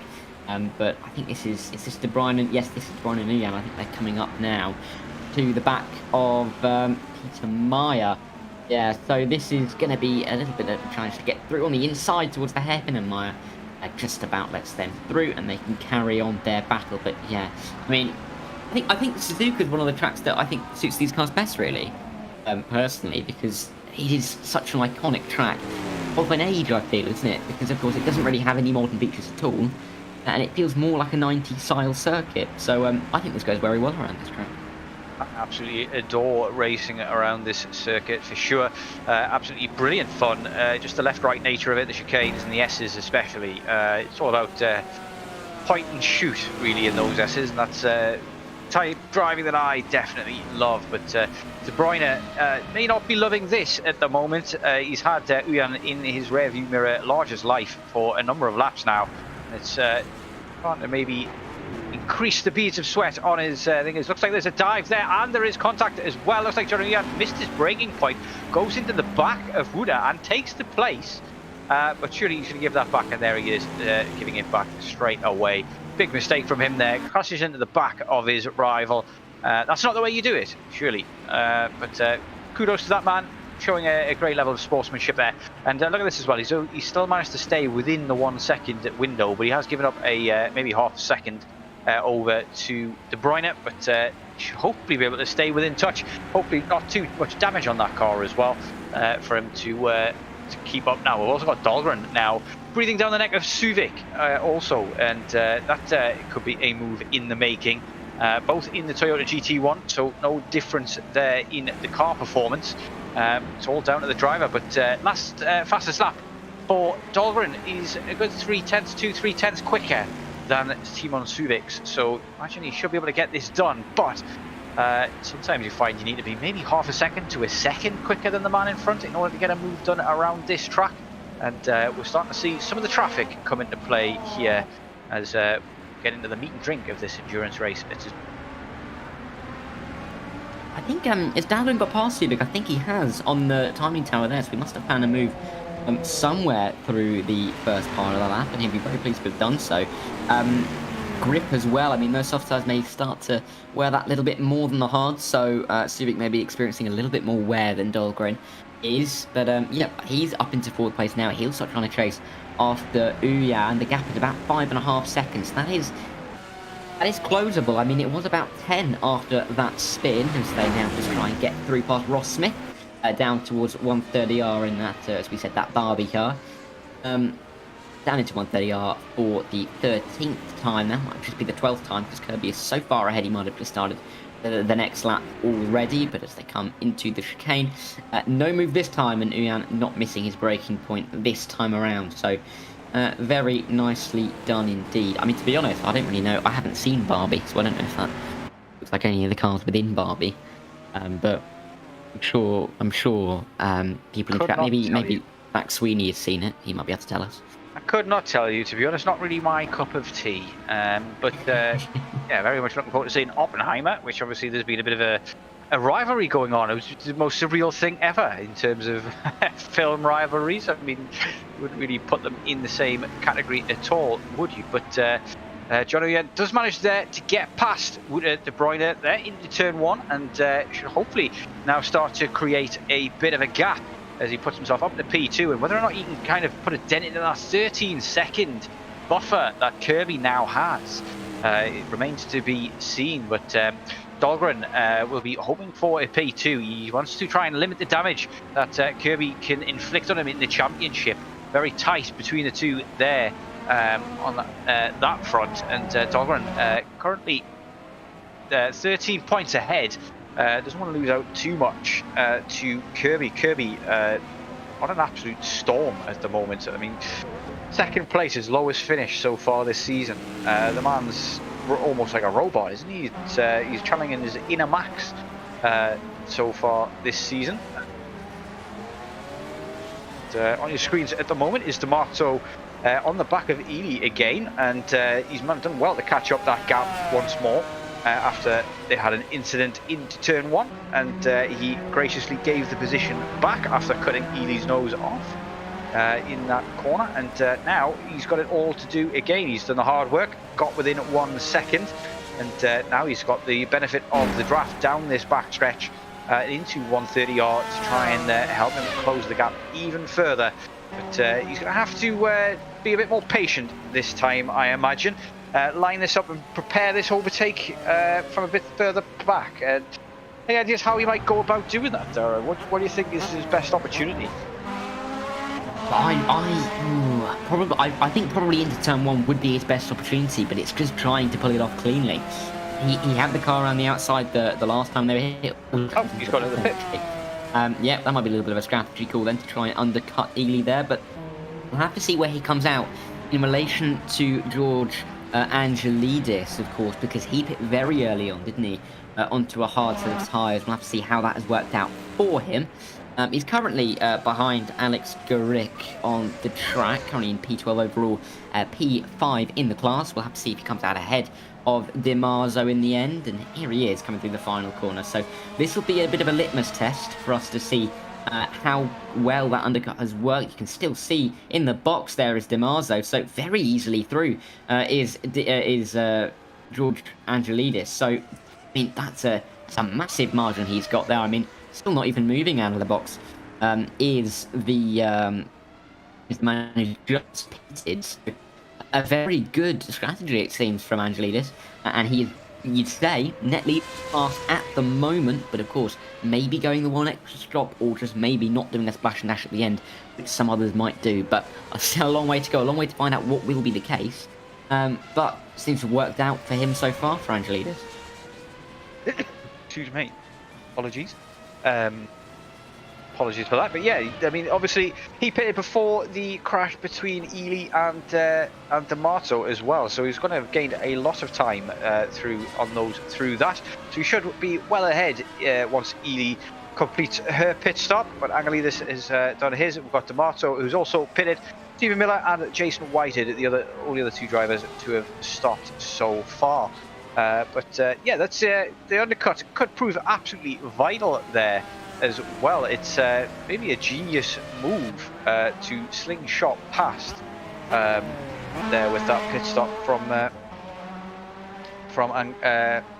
Dimarzo, sorry, as he managed to catch back up to Becky Ely. He's obviously got the pace in the car to close the gap, and but Ely maybe going to make the overcut work, but I doubt that's going to be the case. The tyres are going to be nearing the end of their life, and definitely performing worse, and yeah, it'd be interesting to see whether or not this undercut works out for Dimarzo. That could prove to be a genius method of getting past, because we've seen how difficult it is for him to get past on track. Yeah, I mean, definitely. Ely looks like she's just trying to stick to her plan, though, so she's not going to be faced by that pit stop, staying out. Carrying on in this early part of the race, still in about the first quarter, ending the first quarter of the race, and then we'll see how it progresses from there. So a good start from her. Let's see if she can carry it through, but of course the challenges are from behind. I mean, Hutchinson going a little bit under the radar as well, of course. Hasn't made this pit stop for him, but he is a good 21 seconds off of Becky Ely at the moment, so that'll be something to look out for. But the gap between George Angelidis and Barry Dimarzo in the end is about 24 seconds, which is a massive margin there. Becky Ely, you'd think it'd be about the same. So Angelidis currently has this in the palm of his hand, you'd have to say, at the moment. We'll just have to see what his pit strategy ends up being, because that could be what decides this class. Yeah, certainly will. It's going to be proving vital, the strategies and how they play out. We've got Phil across from the pond in chat saying his damage turned off, as I would have thought Becky would have damage when she had her nose cut off. I don't believe damage is off. I think damage is definitely on here, but maybe got away with that one a little bit. Just a bit of a love tap across the nose. Possibly could be carrying a little bit of damage. That may be slowing her down a wee bit. But at the moment, not really setting the timer boards alight, but that could just be down to tyre degradation as well. But of course, you tend to find that it should be going faster and faster as the laps go on. But Ross did mention that the track ramps up quite a lot with the rubbering in here, and imagine if you get offline, especially in the S's, which is so easy to do to end up offline in the S's. You can all of a sudden lose a great deal of grip. I've seen a number of people kicking up dust on the exit to the first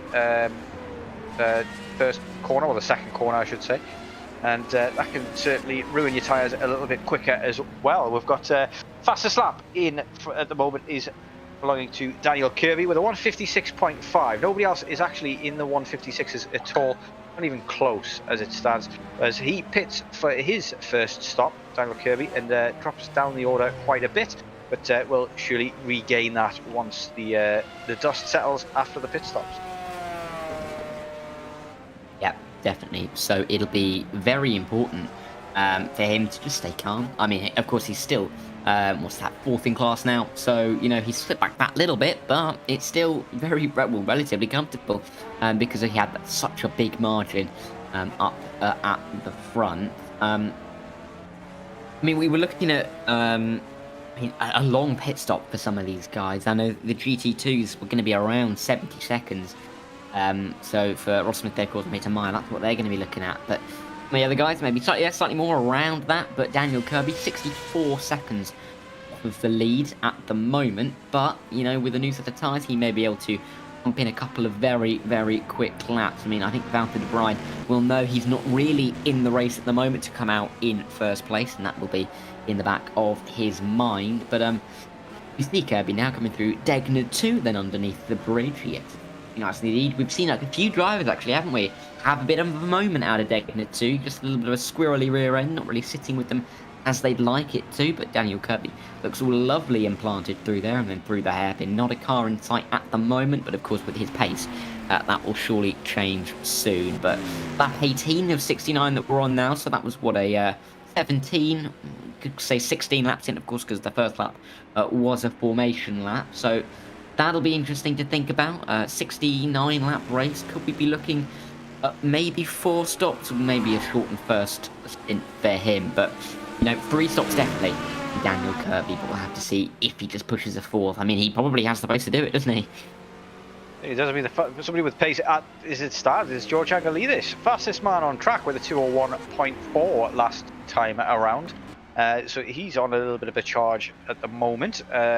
Very close to the back of him was Suzuka for a moment, but I think that's just because he's coming to the pits, as Ely is also in the pit. Wrong there, but it seems that she's dropped behind Kirby as he now makes his way back through the field. Now that the pit stops are coming in thick and fast, looks like almost everybody has done a pit stop. We've got Wooda who hasn't, Brian Hall hasn't pitted as of yet either, and we've also got Gilles Lalonde there at the back in the GT1 in the Panos, also yet to pit. Ross Smith still going strong, and Peter Meyer yet to make a stop as well. We've also got Dave Coors, Gilles Villeneuve, and Enrique, of course, didn't make any stops because he's already out of the race. But yeah, it's starting to mix up a little bit. Orders are starting to get shuffled, and this is the moment where you've got to really hope that you don't end up in any traffic. Daniel Kirby looks to have been relatively lucky with his stop, or has planned it very well, one or the other, and he's got himself some nice clean air in front of him, which should do him plenty of favours when it comes to taking the lead back. But Wooda de Bruyne, a 2:04 last time around, looking to, he's lost quite a bit of pace there. Those tyres might be at the very end of their life. Yeah, not looking too comfortable for him. I mean, look at the gap. I mean, because Becky Ely, this could be important actually. Becky Ely's come out about 18 seconds behind Barry Dimarzo there's 4 cars between them at the moment. John Uyan, Magnus Dahlgren, Gilles Lalonde and Timon Suvik all between them. So that could be important for them. But Becky Ely safely ahead of Oliver Day, who is on the soft tyre. He's the only driver on the soft tyre at the moment. So that's definitely something to watch out for. Someone coming into the box there as we see the class leader, Angelides, come in, and there was De Bruyne coming in. So we'll have to see how that works out for him. And I think it leaves Brian Hall out towards... Oh no, Brian Hall's also come in. So Brian Hall also coming in, which means Daniel Kirby will retake the lead. Angelides is inheriting the lead there then as well. But look at this, the gap now between Dimarzo and Becky Ely, he's lost out massively by trying that overcut. That undercut has given Dimarzo a couple of positions between them now to give him a little bit of breathing room as Brian Hall comes out behind Barry Dimarzo as well. So that undercut from Barry Dimarzo worked a treat, and it's got him back in contention. He's got a long way to go to George Angelides, however, 26 seconds off the front man at the moment, and a lot of time to make up, but can it be done? I mean, there's plenty of racing still to go. We're on lap 19 of 69, and yeah, it's still a lot to play for, and a lot of mistakes yet to be made, I imagine, as people start to get more and more tired as the race goes on. We'll start to see more and more issues.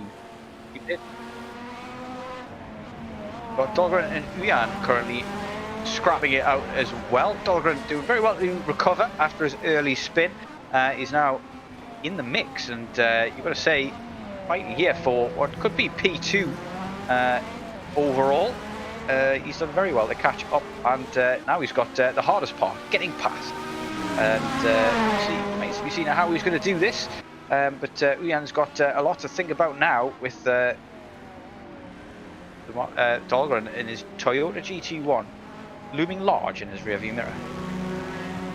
Yeah, he is looming large. I'm just thinking, actually, Angelides, actually, I believe, is the lead of the race in its entirety.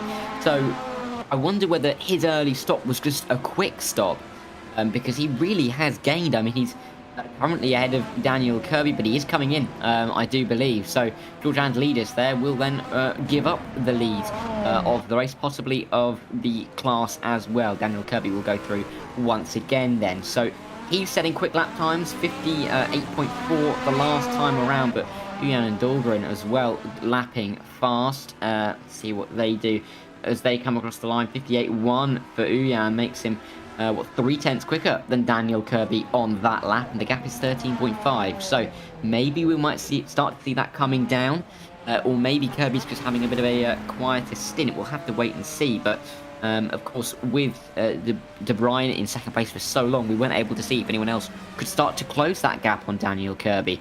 But it looks like Uyan is starting to maybe turn the screw. Dahlgren 200ths quicker than Kirby on that lap, so pretty much the same pace from them. So intriguing this at the moment, really. I'm not too sure where to look. I mean, the pit stops, particularly in the AM class, are interesting. Of course, Angelides going early, pitting again now. Dimarzo coming out a long way ahead of Becky Ely. So lots to think about in the early stages here. Still just under a third of the way gone. But a lot of racing to be had and a lot of strategy to be decided. It's interesting to see that Angelides is going for such a different strategy here, already on a second stop. Only other man to do that is Carl Struhal, a bit further down in the AM category in the Mercedes-Benz CLK. And don't really quite understand it, because I mean, like Becky Ely has just completed her first pit stop, and Angelides is already way behind now because of that. So I'm wondering whether or not that's going to come good before the end of the race. Maybe he'll get an opportunity to do a splash and dash at the end. That could, or maybe he's looking to try and save a pit stop, or Becky Ely is trying to save a pit stop where Angelides isn't allowing him faster on track without having to save his tyres. But at the moment, these front three guys, Daniel Kirby, Dahlgren and Uyan, all in the low 58s as it stands, are absolutely rapid. I don't think we're going to get quite close to the 56s and 57s that we were seeing earlier in the race, but it's Daniel Kirby with the fastest lap of the race, still with a 56.5, which is a good 5/10ths quicker than the next quickest man on track. who is John Uyan. But 58 as it stands at the moment, and these guys at the front are flying. I don't think Uyan's going to be the next fastest the next time around, though, because I think he's made a mistake. Yeah, he's coming into the pit lane once again. I think he lost positions to Dimarzo, De Bruyne, and Subic. I think we're going to see a replay here of what has occurred. Now, did he make contact with the barrier here? We'll see him. Oh, yes, he's gone very wide in 130R, and that is a big hit into the barrier. That's a massive hit, and that'll be a lot of damage on his car. That could be race over for him. He gets going again, and then pops up straight in the pits afterwards. But yeah, big hit there. We've talked about that before we started the race, how dangerous 130R can be, as we've got on your screens here, Daniel Kirby currently 18 seconds in the lead. Dahlgren has inherited P2 after that as well. De Bruyne very close to the back of Barry Dimarzo as well, so interesting that got an AM category driver up there at the front, battling with the big boys. Yeah, definitely so. And it's going to be interesting to see how they work it through the race here, because of course the strategies are slightly different. The AM class are fighting with each other, but of course they're quick enough to be mixing with the pro drivers. So the likes of Dimarzo, of course, he's ahead of Becky Ely, but Timur Civic is between the two of them currently on track. So that is something in the back of the mind. Brian Hall is there as well. John Uyan and Jules Lalonde also filtering through with the AM drivers. So it'll be interesting to see how that picks up. But I think it's a big loss, really, to have John Uyan now so far back after having to pit once again. One thing I did notice, actually, just before, was that the Angelidis pit stop time was about 80 seconds. So when he came in from the lead, he was about 7-8 seconds ahead of Daniel Kirby, and he came out about 72 behind. So it's about an 80-second pit stop for him, and that might be what Becky Ely took for her first stop. Maybe Dimarzo slightly shorter, so we'll have to see how that plays out, if there are slightly different lengths of stops throughout the race, and if that means that Ely can maybe go one less stop than the others, because she is currently relatively comfortable ahead of Angelidis. It's about 26 seconds at the moment, so one less stop could work out very well for her, but that is something that we will have to wait and see. We're still just approaching the 1/3 marker in this race, but doing very well at the moment is George Angelidis here, and I think he'll be very pleased with how this race has gone so far. Strategy working out to his advantage so far. Will it be that way at the end? We'll have to wait and find out. Hunting down Wayne Hutchinson at the moment, who is a man not to be discounted from what I've seen from previous races. This guy is Mr. Consistency personified, and he's got some rather good results in the past simply by keeping it on the track and keeping his nose clean. And at the moment he's in P4 in class, and he's still in with a shout of even winning this one as well. He's got a big gap ahead, but we've also got a long way to go. We've got a replay here of Peter Meyer. Something's gone not quite right for him as he goes across the gravel trap and bumps into the barriers. I'm wondering maybe if he thought they weren't going to nudge him, but we've got Ross Smith also going off as well, again in the chicane as well. A number of people getting it wrong under braking into the chicane there. It does well to avoid the tank busters on the gravel there, but and we've got back to live pitch as we are, and yeah, Ross Smith and Peter Meyer struggling with that chicane there, and that gravel trap, deadly. Obviously you've got to be very careful on your rejoin as well with those big concrete blocks blocking it your way. But back to the battle at hand. This is Angelidis and Wayne Hutchinson, and Angelidis has closed this gap rather quickly, and look, if he gets a good exit here, he could have this move done before 130R. He looks like he's gaining here. Maybe he'll wait for the chicane. Wayne Hutchinson defends. It's going to be difficult to get it done on the outside, but he's going to go with the inside round 130R. This could be dangerous. Offline is very slippy. Wayne Hutchinson goes very wide, and that opens the door for Angelidis to get through. Kicks up a big plume of dust, where does Wayne Hutchinson, and gives it up in the end. But that was a bit Ooh, risky from Angelidis there. That is very unlike him. He's much more of a cautious driver ordinarily. But yeah, I think Wayne Hutchinson was probably screaming in his helmet there, thinking, what are you doing going up the inside of 130R? You've got a suicide wish? What's going on? Yeah, but he gets it done, and he is passed, and nobody's dead. That's what we like to see. Yeah, I think we've all experienced someone trying up the inside of 130R, and we've all said, what are you doing, when they've tried it. So I think that's exactly what Wayne Hutchinson would have been thinking. And yeah, maybe George Angelidis, maybe it's a signal that strategy maybe needs a bit of aggression, needs to get the moves done, needs a clear track in front of him. So that might be something at play.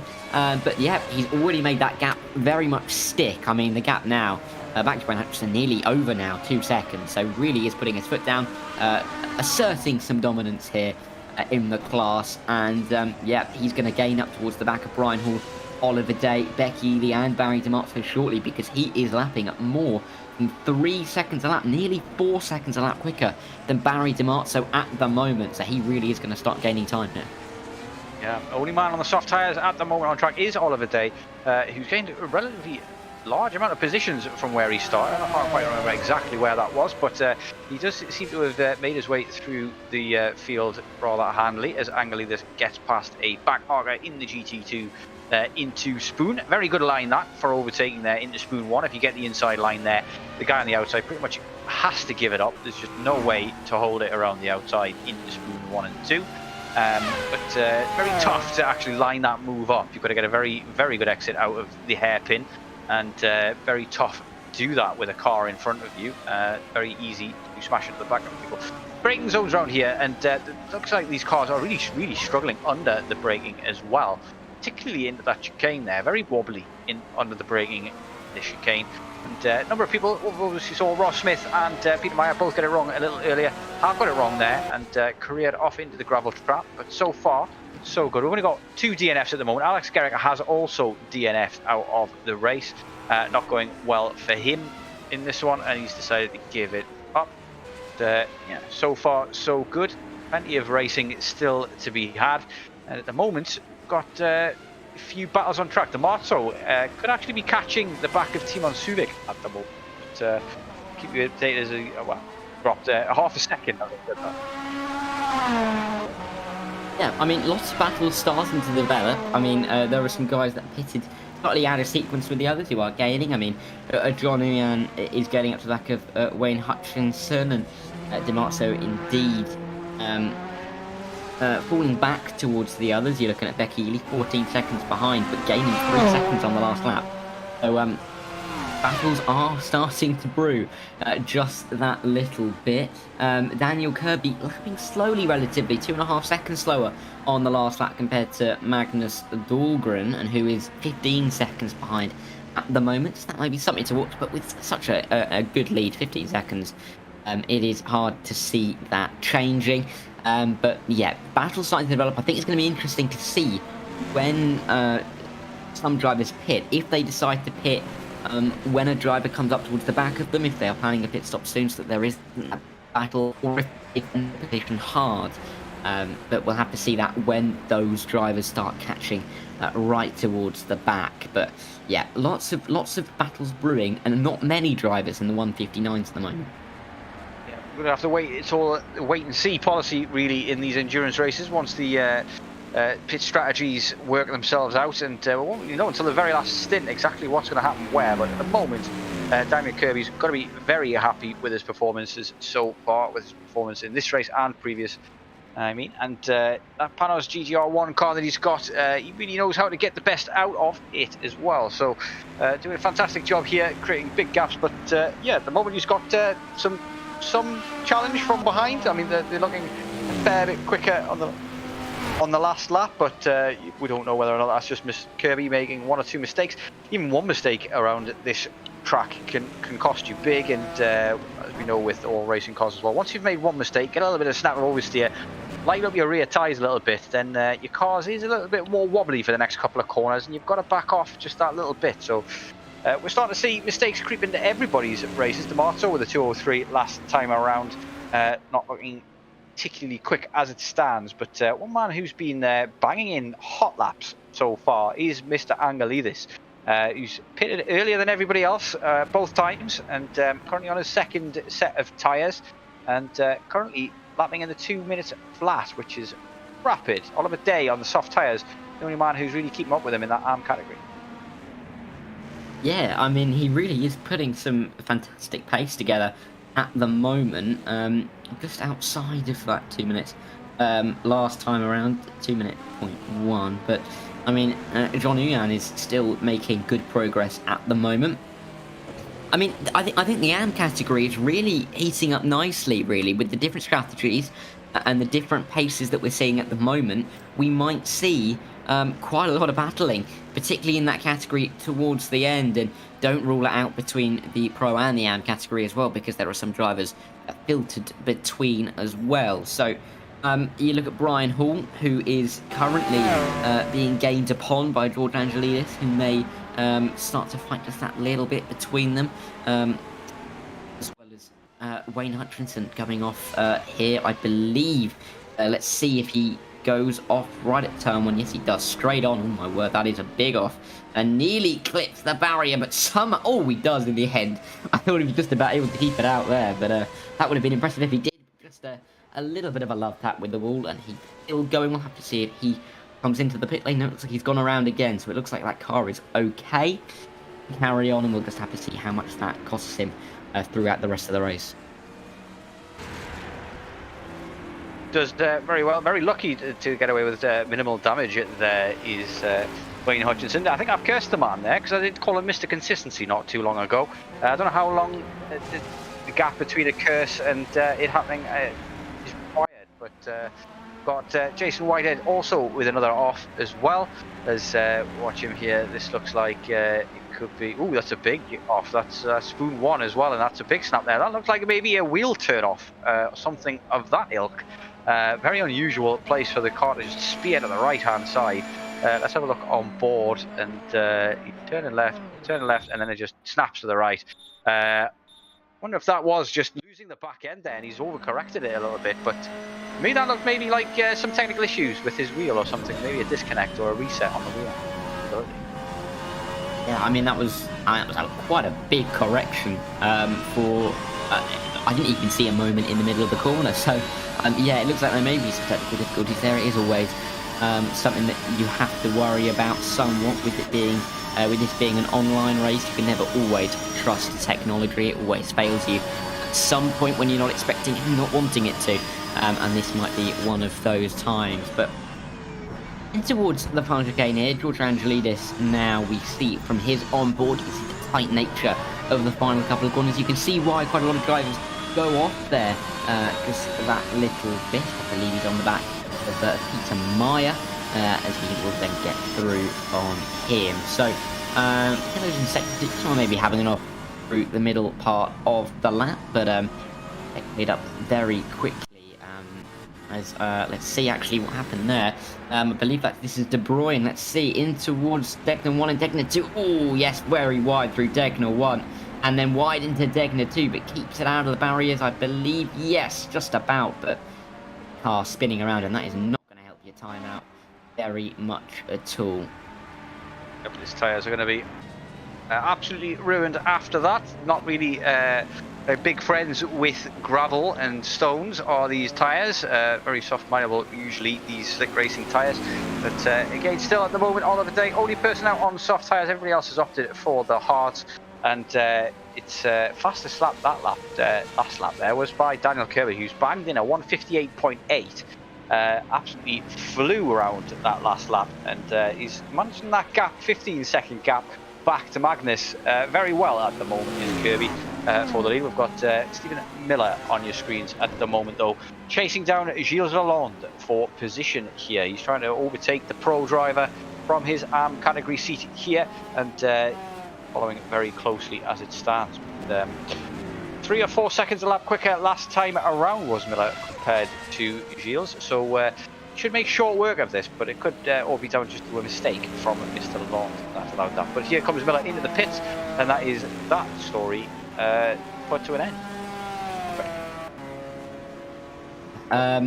As he comes to the pit lane, I mean, It's interesting, isn't it, that some of the drivers do seem to be going in and out of pace a little bit. A bit of a tidal effect of a couple of laps. There's a little bit of a speed advantage, and then a couple more laps where it's backing off just that little bit and then going once again. So an interesting little pattern forming some of the drivers, and it's maybe why we're seeing a couple of moves being made. We see Suzuka here.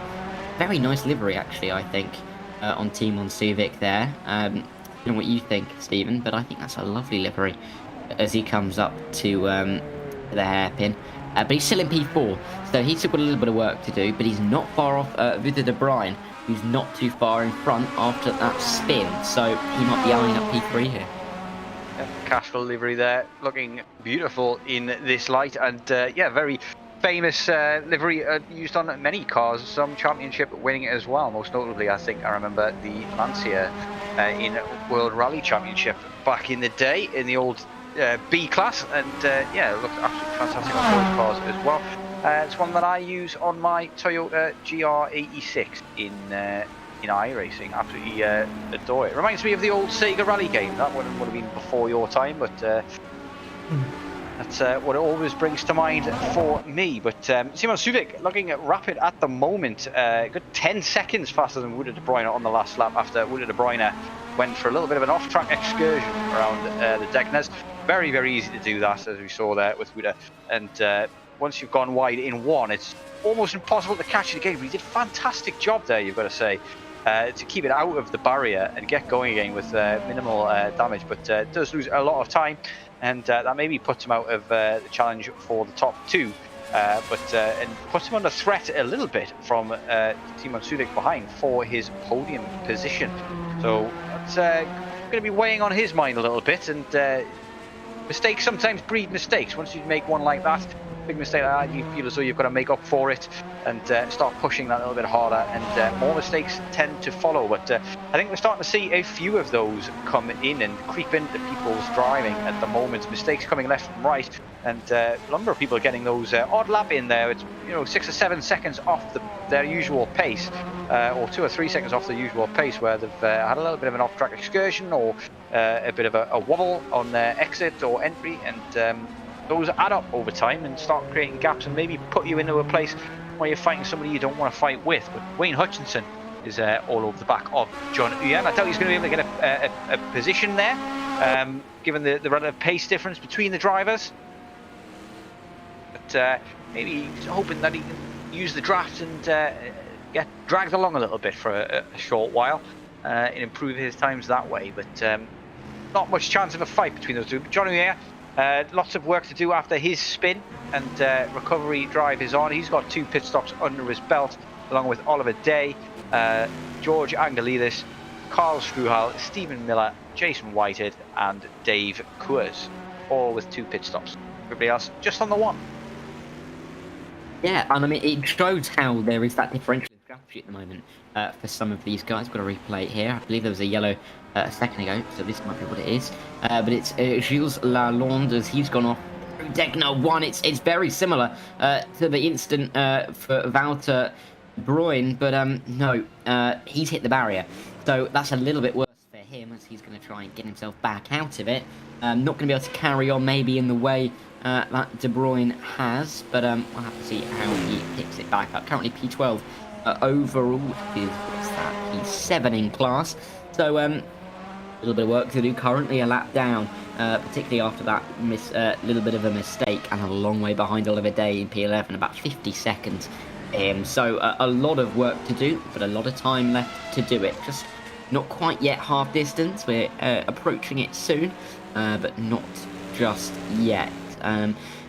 George Angelidis catching Brian Hall, I've noticed. He's only about 1.5 seconds behind, and he's gained over a second on the previous lap. So that might be something we start to see soon. Of course, Angelidis second place at the moment in the AM category, and Brian Hall currently 5th in the Pro category. So we'll have to see how they to each other. But another problem here for replay here, yeah. John Uyan here. Let's have a look and see what happened to him. This is into the chicane again, and yeah, it gets a little bit wobbly under the brake and gets very deep. But this manages to keep it on the black stuff in the end, just about, and gets going again, but that will have cost him a little bit of time. Interestingly as well, we've got Barry Dimarzo, who's done his second pit stop there. Is now a lap down over the leaders, but he's lost out big time to Angelidis as well. 15 seconds or so the gap between them. Sorry, way bigger than that in fact. More like 55 seconds. I had to do some quick maths in my head there. I'm telling you, it hurt. But it's not gone well for Barry Dimarzo. Something's gone wrong for him here, and he's now well off Angelidis, and Becky Ely could be in front of him once she's made her second pit stop as well. So Angelidis at the moment looks like his strategy is working out. Yeah, it is at the moment. I think he'll be very pleased to see that happen. I mean, the likes of Dimarzo as well, still in the mix. Of course, he's made a second pit stop, but he's a little bit further back. I know that Oliver Day, I think he's gone on to another set of softs, because I believe he was hard then soft, and now he has gone for another set of soft tyres here, so that might be what he's gone for, but we will wait to find out as we coming through final chicane here. But lots of things to think about for some of these guys, particularly those who haven't yet made a second pit stop.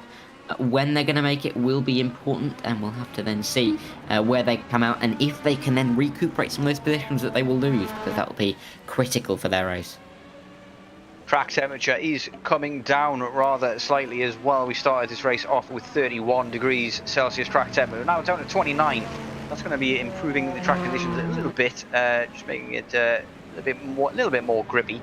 But given the nature of the track and the way it ramps up with rubber laying down on it, I don't know if we'll ever see any of these quicker times. But as we head towards darkness, maybe the track temps come down even further and give us some real fast laps. We've got a 157.9 their last lap from Oliver Day, who's absolutely flying out there at the moment. He's the fastest man on track as it stands. As Barry's motto puts rest to that, what I've just said, just ignore that, because he's just put in a 157.5.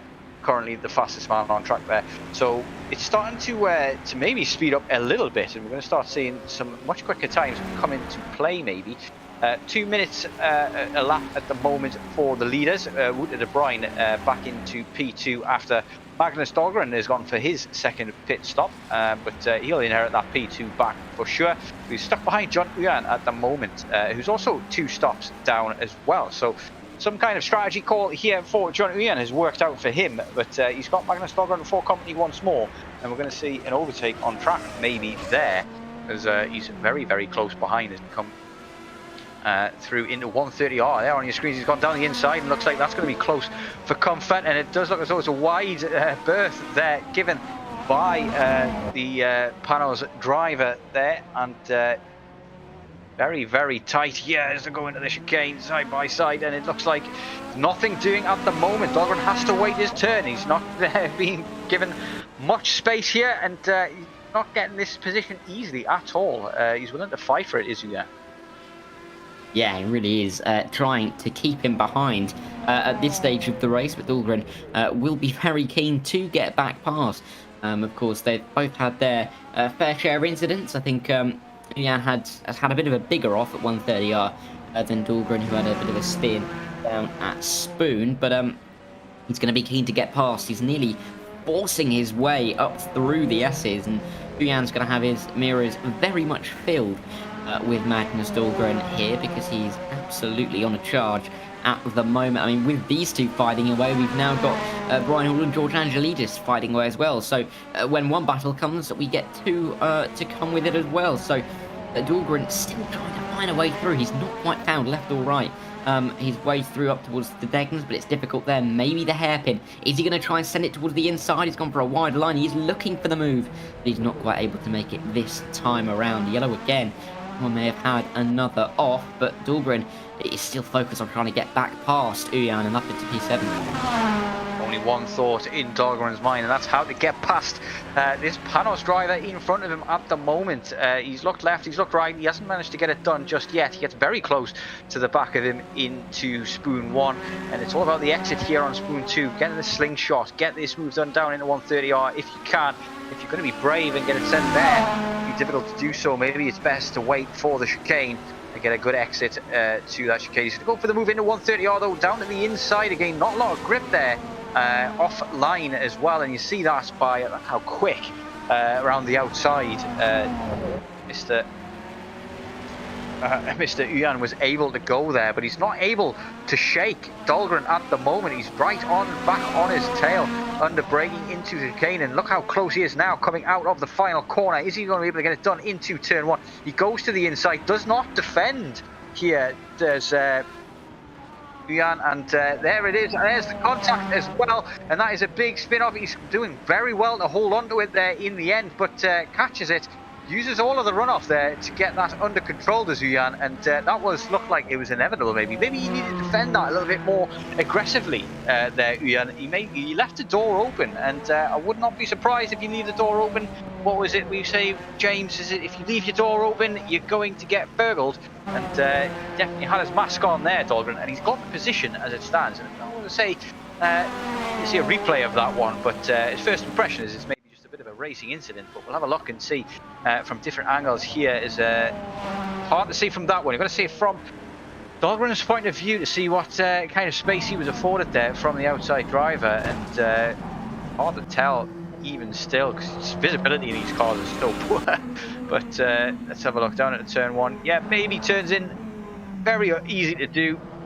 Look like it's very similar to the Becky Ely Dimarzo incident there as well. Turns in a little bit early. It's very easy to misjudge the amount of space that you have to leave on the inside there for a car that is there. But there's another incident for the stewards to have a look at after the race. But for the time being, Dahlgren takes the position.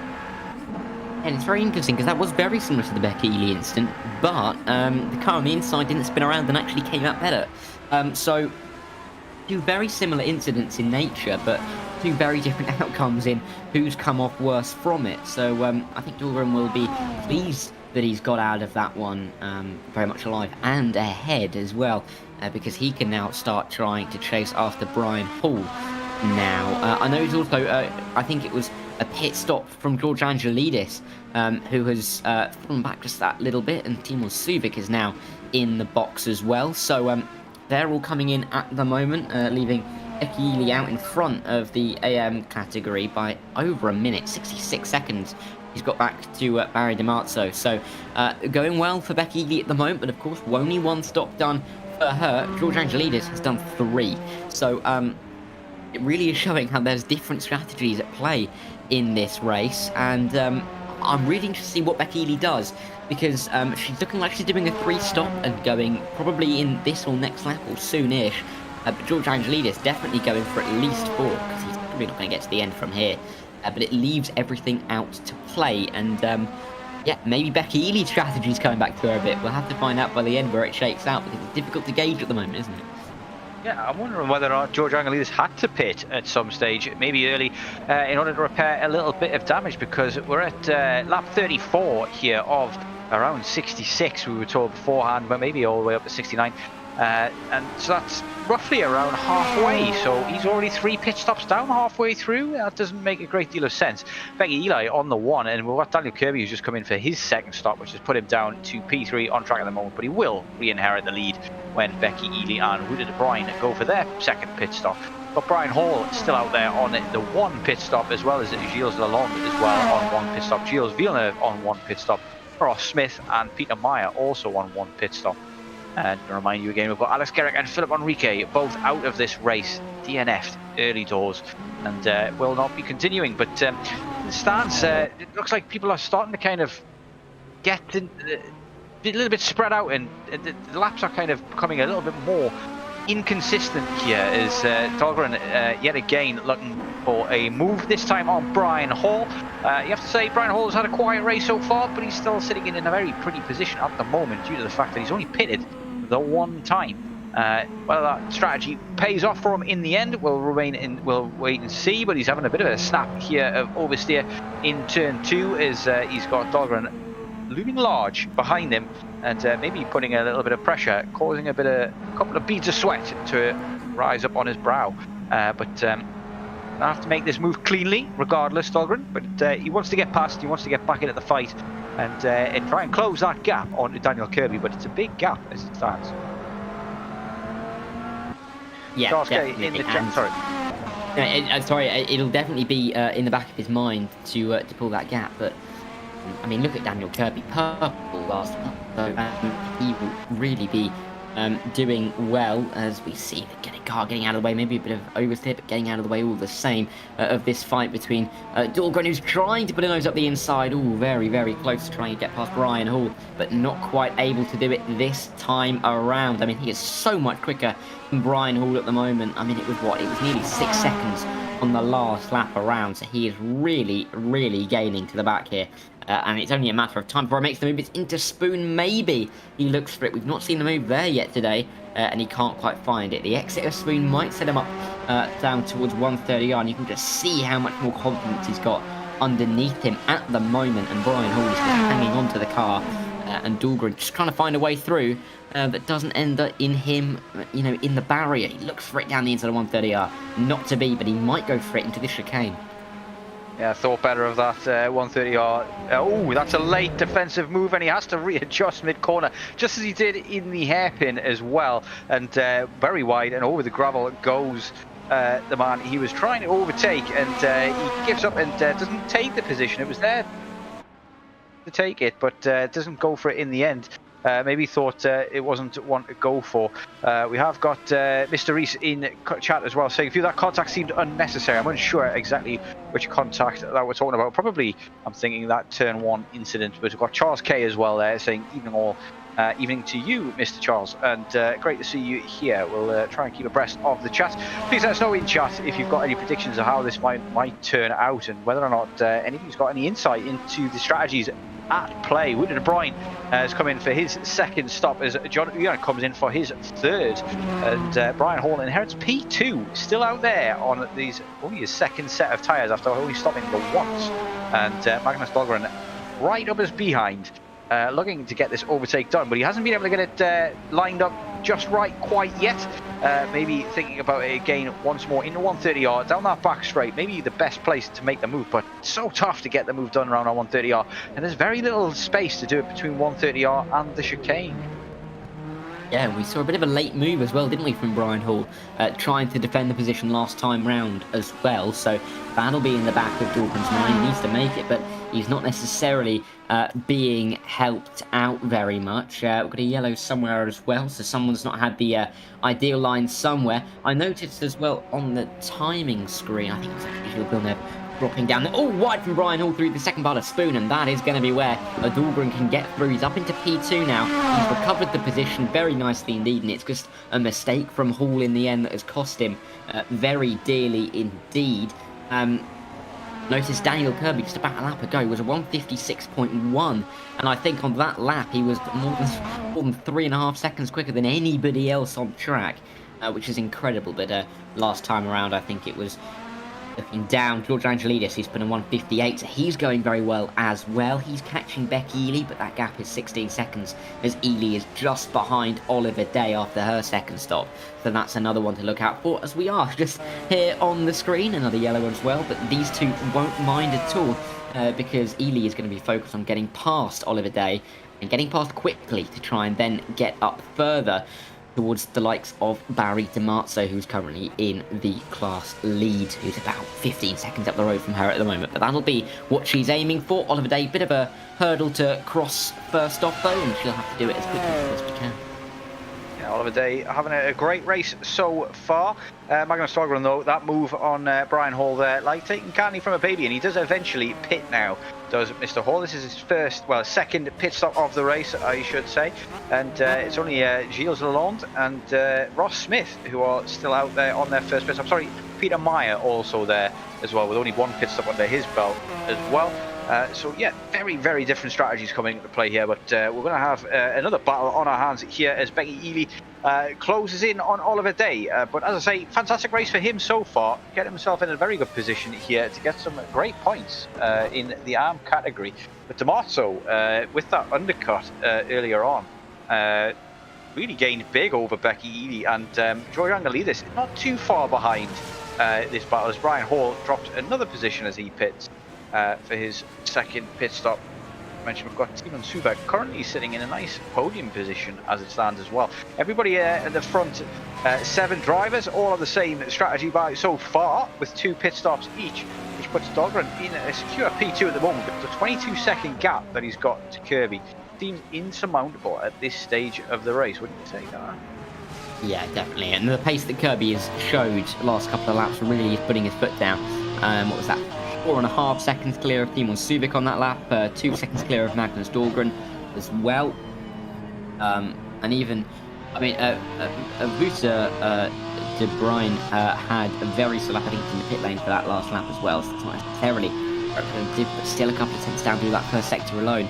So Kirby really is putting his foot down, really is asserting his dominance at the moment through this field. But he's got a bit of lapped traffic. Just looking at the track map there, he's got a bit of lap traffic to come up towards the back of. That might halt his progress a little bit, but the gap he's currently got 22 seconds, 43 to Subik, 65 to Barry Dimarzo. He's currently in a commanding position, and I think the only person who can stop him from winning now is himself making a mistake. So that's where he sits, over halfway through now as well, and I think it's just going to be a matter of consistency to the end. Bit off topic, but relevant nonetheless, I suppose, as my girlfriend just sent me a message saying I very nearly had a mouse interrupting my commentary, as I have a cat, and he is possibly the most proficient hunter I have ever seen. He once brought back 4 birds in one day, and we're talking about, you know, in the space of 3 or 4 hours, he killed 4 birds. And today, he's found a mouse. So that's interesting. I don't know if that's entertaining enough for the fans at home, but certainly the race is definitely entertaining at the moment, as things are starting to kind of slot back into place with these pit stops and situations there. But yeah, I've got to say, this cat could be single-handedly decimating bird populations and making a couple of them extinct. Bit of a nightmare. Yeah, that doesn't sound ideal. I mean, I hope the RXPCA can get whiff of that one, because they won't be too pleased about that. But I think just noticed, actually, Daniel Kirby slower on that lap. He was a 2minute 1 second, I should say, 0.1. And he got a little bit slower, so he may have made a mistake somewhere, but that also might be him trying to get through the traffic that he's trying to get through. He's just got through on Dave Coors. He's looking to get through on yet another car. I believe it's Brian Hall, who is just about to come up and lap, and at that point he'd have lapped everyone up to 9th. So he himself is quite proficient in ending the population of drivers on the lead lap. Just like the cat is ending the third population, but he's taking one out at a very quick succession. I mean, looking at the track map as well, not far ahead of Brian Hall. 7 seconds is John Uyan, and then a further 7 seconds is George Angelidis. So they're going to be in the firing line soon enough. We're looking at a 120-second lap time, and so he's gained on average, what are you looking at? About 4 seconds a lap, or so, 3.5 seconds a lap on those guys, on the aggregate. So he'll be looking to lap them in the next 5 laps or so. And then we'll just be down to the top 8. You just wonder how many can he lap by the end. And I'm going to say that there's only going to be 5 on the lead lap at the end of the race. I don't know what you're going to go for, Stephen, but I'm going for 5. Yeah, I suppose. I can't really fault that prediction very much. There's still a fair bit to go. And yeah, we've got a battle brewing maybe between Becky Ely and Oliver Day. Oliver Day, I have to say, very impressed with his racing so far today. He's kept his nose clean and found himself a nice quiet bit of track to ply his trade on. And at the moment, sitting comfortably in P2, but he's definitely got something to think about with Ely behind him. She's been rapid today as well. And yeah, it's going to be interesting to see how she manages to get past. We've already seen her in one incident today. Is there going to be another, or is she going to make this move a bit more cleanly? They seem to be relatively similar on lap times at the moment. Edie 4/10 quicker last time around, and that gap is staying steady at about 1 second, 1.2 seconds at the moment. It's kind of jumping up and down by half a second here and there. That's what we've got on track at the moment. Yeah, we're starting to see a lot of people get lapped, like you said there. Yeah, I wouldn't be too surprised if everybody but Wuda gets lapped as everybody gets around. Dimarzo doing a fantastic job, it has to be said, leading the ARM category there, GT1 class, and moment he's got nothing to worry about behind him. Yeah, absolutely nothing. I mean, yeah, I mean, he's just on a nice evening drive. You know, he's not really concerned about what's happening behind him. He might just be having a chat with someone whilst he's going around, not doing too much of the heavy pulling. I can see him in a big call with quite a lot of the other drivers, and he's not on mute, so he's not necessarily pushing as hard as he possibly can, but I do know that Magnus Dahlgren is, so maybe he is trying to stay a little bit more quiet, go for it a little bit harder, and George Angelidis as well, so maybe that's a little insight into the strategy. A brief yellow. Oh, that is a yellow for someone at turn 1. Was that going off, I believe? Was that Oliver Day? I'm not too sure, but I believe it was Oliver Day, because Becky Ely is very much past. Yes, it is. And yeah, that's going to be a very easy position for Becky Ely. She'll say thank you very much indeed. And the next car in front of her to try and catch is Wouter de Bruyne, but he is looking quick, and he is looking like he might get past Barry Dimarzo soon. So I think by the time she gains too much on the cars in front, the car in front might just be the LM GT1 AM category leader, Barry Dimarzo.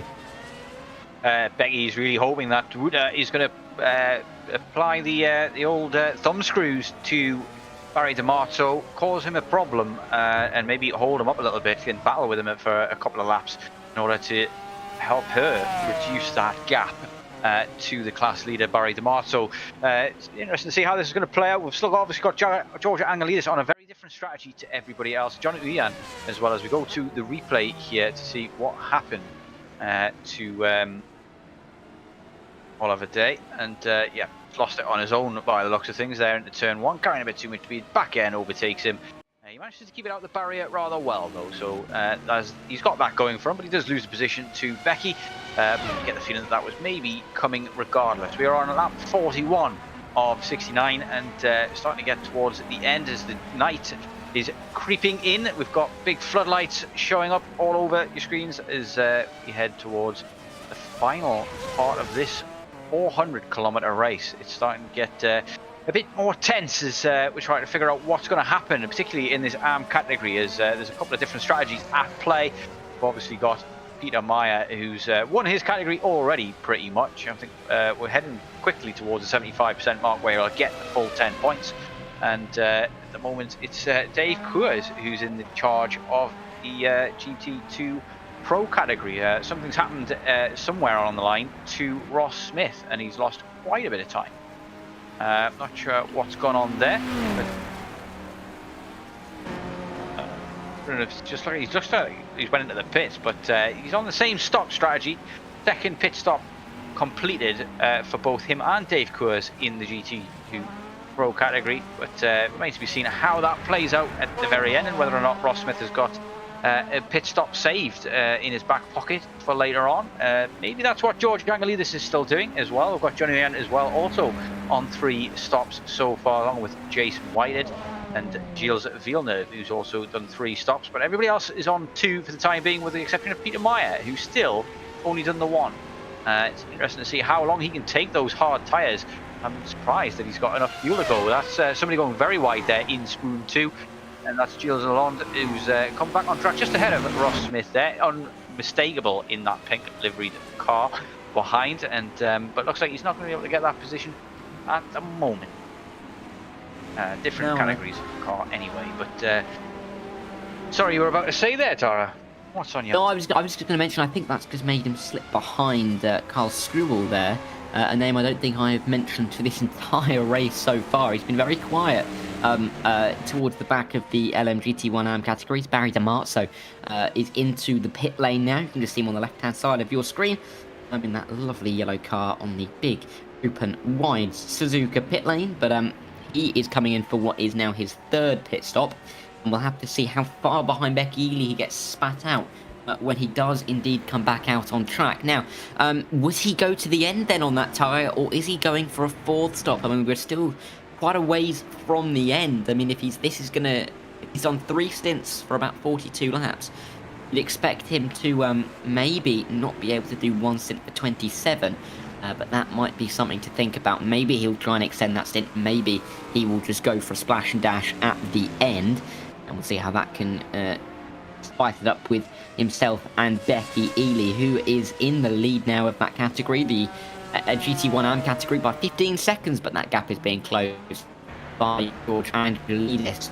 And those 3, Dimarzo, Ely, Angelidis, have been in a bit of a strategy battle all race long. The flashpoint, of course, into turn 1, wasn't it, when Becky Ely and Barry Dimarzo did come together. I think Becky Ely came off worse. But it's interesting to see how the strategies have developed, and with only 1 stop, maybe 2 for a couple of drivers to go, it's really shaping up to see where the drivers are going to be for the charge to the end. Mr. Reese in chat there saying as well that he said he meant the Uyan one before when he was talking about the contact that was unnecessary. So thanks for clarifying that. Yeah, don't forget, please like and subscribe, hit that thumbs up button if you're enjoying what you're seeing, and if you want to see more, please subscribe. We've got plenty of racing on JPB broadcasting for your viewing pleasure, and always racing going on one night or the other. And yeah, give us that thumbs up if you want to help us out getting further up the algorithm. But back towards this race here as well, we've got a number of people coming in for their 3rd pit stop. Some of those that will be the final one for. I can't imagine George Angelidis and John Ian are going to go till the end from here. Most likely going to be a 4th stop for them. They've decided to try and maybe not worry too much about the tyres. See Becky Ely getting past Ross Smith there on track for a back marker there, gets him lapped. Becky Ely currently inherits the lead at the moment. She's still got a pit stop to make. Anybody's guess who's going to win this category in the GT1s. Really a total unknown at this stage until all the pit stops work themselves out. But one thing that's got to be pretty much nailed on at this stage is Daniel Kirby's top spot on that podium. He has shown another masterclass in race management. He's been fast when he needed to be. He disappeared at the very get-go, really, using that orange zone to full effect, creating almost a 2-second gap on lap 1. And hasn't really looked back since, really, has he? Not at all. He has been in absolute control. Not even, I may not have even thought about the driver in 2nd place for quite a long time. He's extending that gap again. Magnus Dahlgren is now 24 seconds behind the race leader, Timo Suik, over a minute.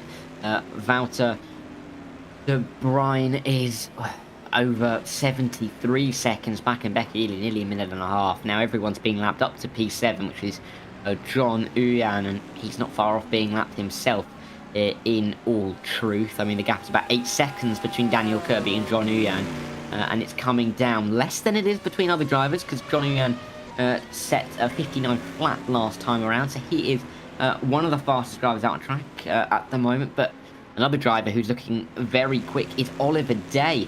Another set of soft tyres for him, and he's in the moment at 57, so currently lapping quicker than Daniel Kirby at the moment, but he's got a little ways to go before he catches anybody else, because he's 36 seconds behind Wayne Hutchinson, who will be his next challenger. So long road for him, but he did gain over 5 seconds on Wayne Hutchinson that last lap, so it may take a little less than he would have expected to gain that time, but we'll have to wait and see, because we would expect Wayne Hutchinson to also make another pit stop. But 3-4 stops in the offing for some of these guys. We don't know exactly how many for each, but we do know that it's going to be an incredibly exciting prospect to the end of who's going to have had the best strategy choice throughout the race. Yeah, we've got John Uyan and George Angelides very close together on track as it stands at the moment. Uyan will be wanting to make short work of Mr. Angelides. Here, he's definitely got a pace advantage over him, being 2 seconds almost quicker over the last lap. And he's closed that gap rather rapidly as well. And he's looking to take advantage of any mistakes that Angelides makes as they head into Degner 1 here.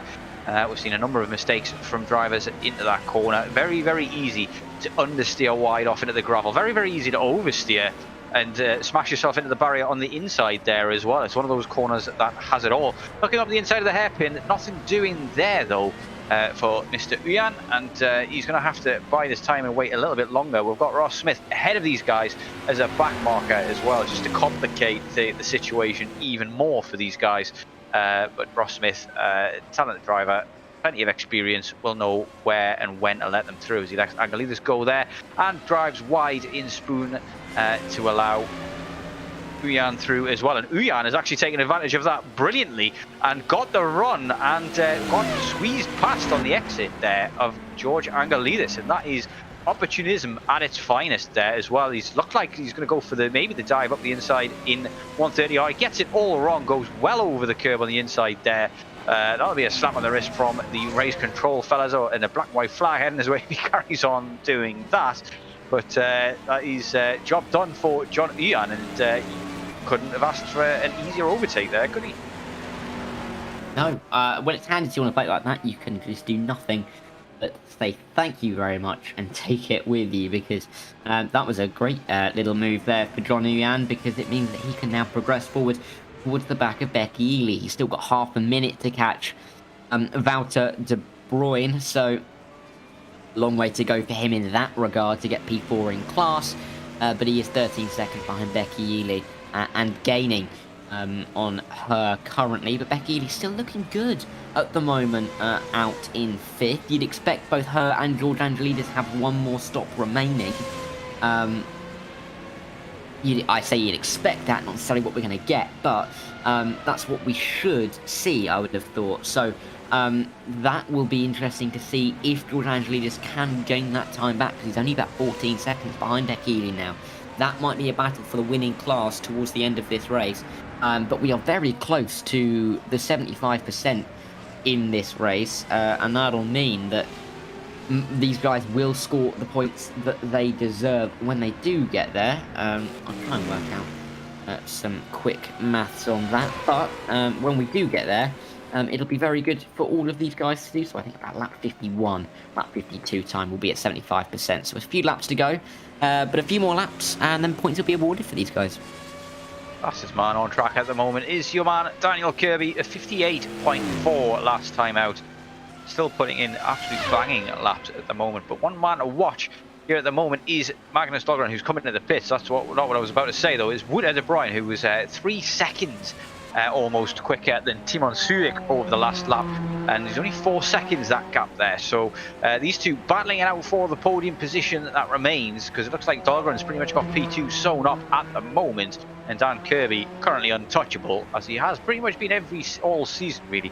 As we've mentioned once before already, P2 is lowest finish in a race that he has finished, or even started I should say, but he's proving a tough nut to crack, very difficult man to compete with here in this series. He just has pace, hand over fist, this fella, and he doesn't seem to make many mistakes, if any at all, and so clean on track.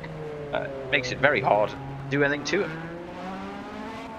Yeah, absolutely. And when a driver has all the requisite components to make themselves a great driver, there's not really much you can do to try and combat it, because, you know, if you've got all departments sewn up, then there's not too much for your opponents to exploit. And especially in the case of Dan Kirby, he is performing very well indeed.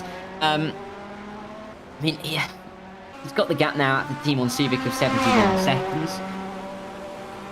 I mean, he is nearly halfway through the lap, and Suzuka isn't yet on the lap, which just shows how far he has progressed in this race, which is absolutely fantastic for him. I mean, we've got Wouter de Bruyne, who is currently closing on the team on Suzuka by a good chunk of lap, and we're seeing him here. You can just about see Timo Subic through the front of your picture. I think by the end of the next lap, these two are going to be very close together, if not right next to each other, because a 2-minute 2.3 for Subic is met with a 2 flat 0.1 for De Bruyne. So 2 seconds on that lap. The gap is 2 seconds. So that should be closing very shortly indeed, and we might have a battle for P2 on our hands. Yep, we've got George Angelidis as well, who's come in for his fourth and possibly final stop there.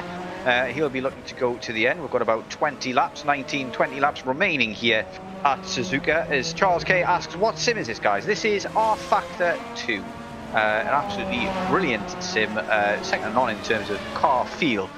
Can be a bit problematic to get set up, to say the least, but definitely one of the top sims out there. But there's information in the description channel for everything that you need to know, Charles, if you want to get involved in the series. There will be another series. There's also a modern VWSC series that runs alongside this one.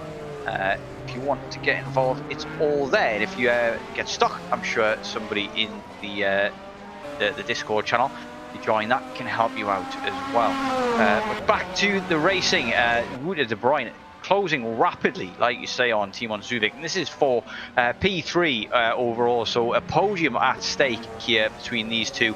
I've got Magnus Dahlgren coming for his third stop. I guess that's probably going to be his final stop. I'm starting to see the pit stops fall into place and see what exactly everybody is doing on those. Dimarzo in the pits at the moment alongside Wayne Hutchison, and that's interesting to see where he's going to come out and whether or not he's going to be fighting and battling for that lead with Becky Ely at the end of this race. She's raced a fantastic race so far, has Becky, but it looks like Dimarzo at the moment has this one wrapped up for the time being. But it remains to be seen whether or not strategy is still going to become a factor between those two. It doesn't look like George Angelidis has got this too wrong here with his 4-stop strategy. He's managed to overtake Barry Dimarzo in the pit stops. Dimarzo, that's his 4th stop, however. And if Becky Ely can go to the end after her last stop, she's only got 2 stops under her belt. He might have jumped them both. Through virtue of the fact that she's done a stop less. 70 seconds or so, 70 to 80 seconds just saved with that stop. Is Angelidis now all over the back of a back marker here by the looks of things. He's getting held up quite a bit. Not sure who that is in front of him, but we'll find that out for you. But he's got no room to manoeuvre. He's going to go down the inside into Degner 1. That's a dodgy place to make a move as he pushes his man wide onto the gravel, and there'll be some colourful language in the cockpit of those cars there from that man behind. I'm still not sure who that was, but they're not going to be happy with that. Degner 1, not really the place to send it. He's going to go send it again here once more on an AM category driver as he gets past in short order of the Castrol driver. I'm not sure who that is either. I'm sure it's just totally blanked at my memory there. There's got some flashing lights going on there. Some people getting a bit frustrated here. There's a got Becky Ely going past somebody there, and a bit of a thank you flash as she does so. It's my ear was Kyle. Sure who that, but never mind. 22 seconds. Doesn't look as though anybody's been able to lay a glove on Daniel Kirby this race so far. Lap 49 of 66.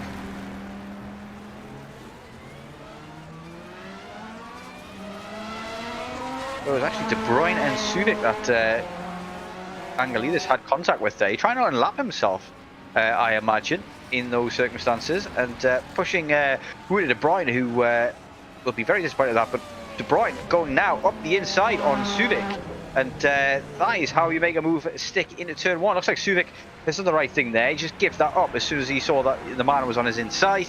But that is his podium position that he's given up there, as well as Dan Kirby is in the pits for his 3rd and possibly final stop. He falls back to P3 on track at the moment, but Wouter and Timon Subic almost certainly going to have to stop once more, as we start to get now to the final part of this race. 400 kilometers almost done and dusted here at Suzuka, as we enter lap 49 of possibly 66.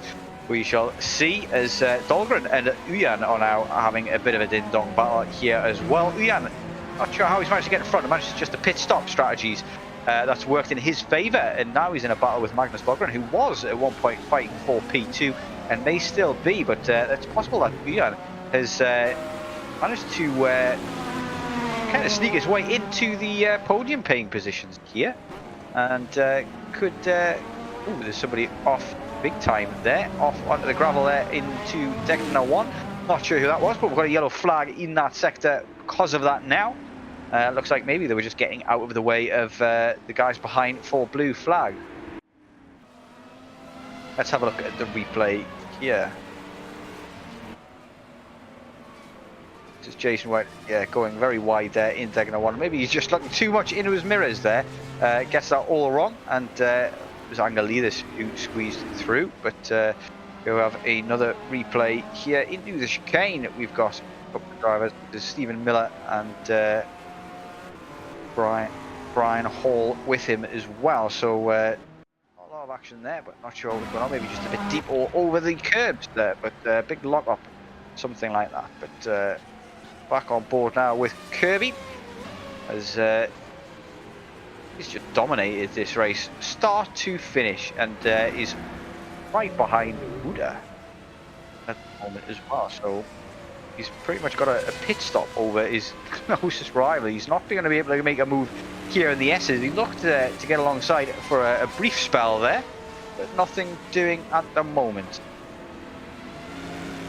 I mean, he pitted, didn't he? He pitted the last lap, and he came out about 3 seconds behind the battling De Bruyne and Suvic. So, I mean, he pretty much had that pit stop already. He then overtook Suvic on the last lap, and now he's going to get down the inside of Degner too. He's going to make that move, but the lead of the race, Izzy, he can't really throw this away now, but he's just about squeezed his way through, and he is now up into the lead once again, with De Bruyne having to make another pit stop to get to the end of this race. He still leads Dahlgren by over 22 seconds, but that position there gains him a little bit more breathing room. I mean, a lot of the cars have somehow found each other on the track at the moment. I see Barry Dimarzo was also trying to get through on De Bruyne there. Dimarzo on a soft tyre, having made 4 stops, and here he is. He really is on a charge here. His last lap, a 2-minute 0.5, which is quite a bit quicker than the drivers around him. So he's going to be keen to get past as well, as we still have yet to see Becky Ely into the pit lane for her 3rd stop. But Dimarzo will be focusing on trying to get through here on De Bruyne, and then he'll be focusing on Becky Ely, because the chances of him, Becky Ely coming out between himself and De Bruyne is pretty much 0. Considering there is nothing between them at all at the moment. Maybe the move into turn 1, we'll wait and see. But that is something to consider as we approach the end. It is getting very dark now at Suzuka.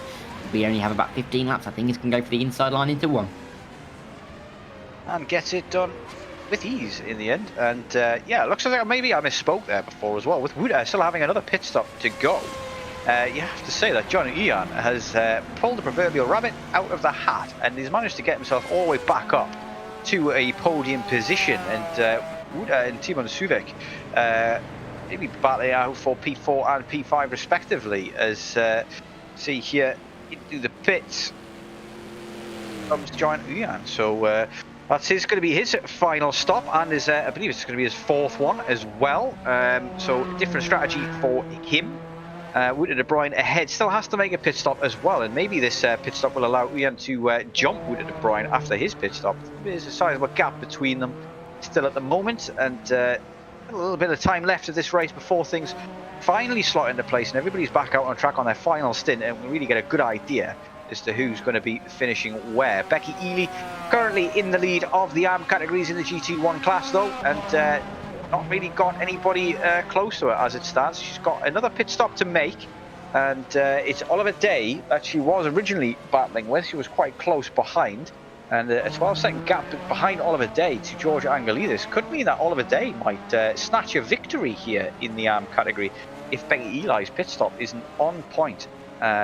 Big gap between them at the moment, but it remains to be seen when she completes her last pit stop how quick she's going to be when she comes out as well. She may go up for the soft tyres, might just be a splash and dash. Very little fueling required for the last 15 laps of this race. She might be rapid in this final stint. May have been saving it all up for that one, do you think, Dara? Yeah, it's very possible for her to really push to the end. I mean, Uyan, of course, I think he's had the extra pit stop because, of course, he had that big off at 130R and had to pit for some damage. Well, I see Mr. Reese in the chat saying that it's difficult to say if it's his last stop because it could be difficult to get to the end. But we'll wait and see if he can. There's about 15, 16, 17 laps to go for these guys. Becky Ely, lights on. And confidence very much high, you would have to say, because she is growing very well. I mean, even an 80-second stop now would put her out right around George Angelidis, and she is coming in now. So we'll have to see where she does come out, how much fuel she takes, how long this stop does take, because it will put her somewhere, I'd say, around Oliver Day and George Angelidis, maybe a little bit ahead if she doesn't take as long in the pit lane, but we will have to wait and see for that one. But she was showing some good pace. She's had a good strategy. This is her third stop, and she's comfortably going to get to the end with the 3 stops where some of us may have struggled. I mean, 4 stops for Barry Dimarzo, 4 stops as well for George Angelidis. So she's gone differently. Is it going to work out for her? I think it will, but we'll have to wait and see. Not too long left to go to find out if it will, though. But she will be very confident on this final stint, especially with the car underneath her. One thing I've noticed quite drastic difference here between the top speeds and the max kilometers per hour that these drivers have reached. Magnus Dahlgren holds that record at the moment, 293 kilometers an hour, and the closest person to him is got 5 kilometers an hour slower than that, with Timon Suvik on 288 as far as I can tell. I mean, I'm checking further down the list, but looks as though that's a big market difference there. I wonder if that's down to setup. He must be running a fair bit less downforce here in order to get that extra speed, or maybe he's running more so that he can actually get a better exit. As we've got here Kirby about to lap, I believe that's Angelidis, and that's Ely just in front of Angelidis there as well. Comes out of her pit stop ahead of him, and Oliver Day takes the lead of the ARM category thanks to that. But he's got John Uyan for company within 2/10 at the moment. John Uyan should make short work of Mr. Oliver.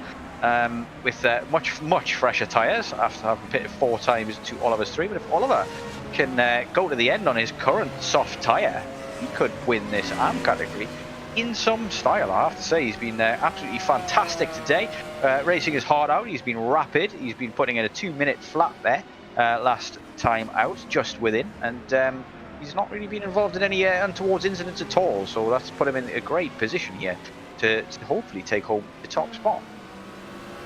I have to say, I don't mean to burst the bubble, but I do think he has another stop, because he went onto that stop quite a long time ago.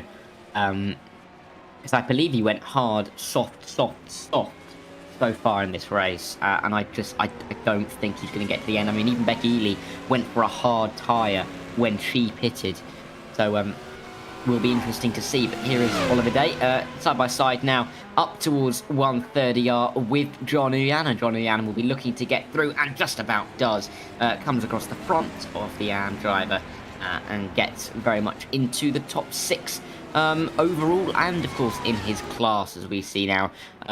Wouter de Bruyne, he's come into the pit lane, which will be surely his final stop. It's his 3rd stop of the race, and he should be able to go to the end from here as well.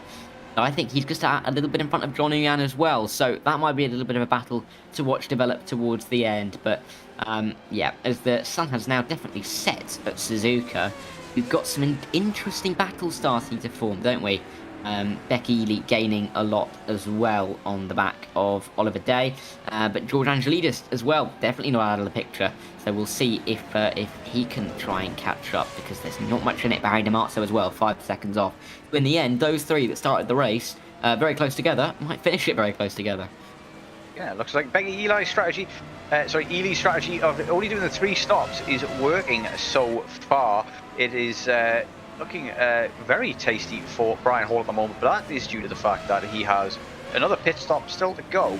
Maybe 2 under his belt as it stands, so he'll drop a bit down. But story for me is Wouter de Bruyne. He had P2 in the palm of his hand, and it seems to have slipped away. He obviously had that big off in Degner 1 and 2, and that cost him quite a bit of time, but 11 seconds off the back of Timon Suzuka, who he was battling with before the stops came in. He's on the same strategy as Timon by the looks of things as well, but this feels like a missed opportunity for him. One man who's definitely hasn't missed any of his opportunities is Mr. Dan Kirby, who once again leads us, and he's increasing that gap now to Dahlgren. Dahlgren is not slow. He was a 59.2 last lap out, one of the fastest on track. But the fastest on track belongs to Timon Suzuka, who did a 158.4 last time out, and but fastest lap of the race belongs to yours truly, Dan Kirby. Absolutely head and shoulders above everybody else, almost a second. His fastest lap is quicker than anybody else close to him, and just put in another dominant performance. I can't really praise this guy enough. He's been absolutely fantastic once more here in Suzuka. As the night lights come on and the darkness starts to set in, we're starting to get a really good idea about where people are going to finish. As Brian Hall comes in for his final pit stop, we've got Gilles Alone still to go for his final pit stop, and maybe Ross Smith, he's got one more to go, as well as Peter Meyer, who will win once more in the ARM category for the GT2s, and that'll make it his 6th win of the season.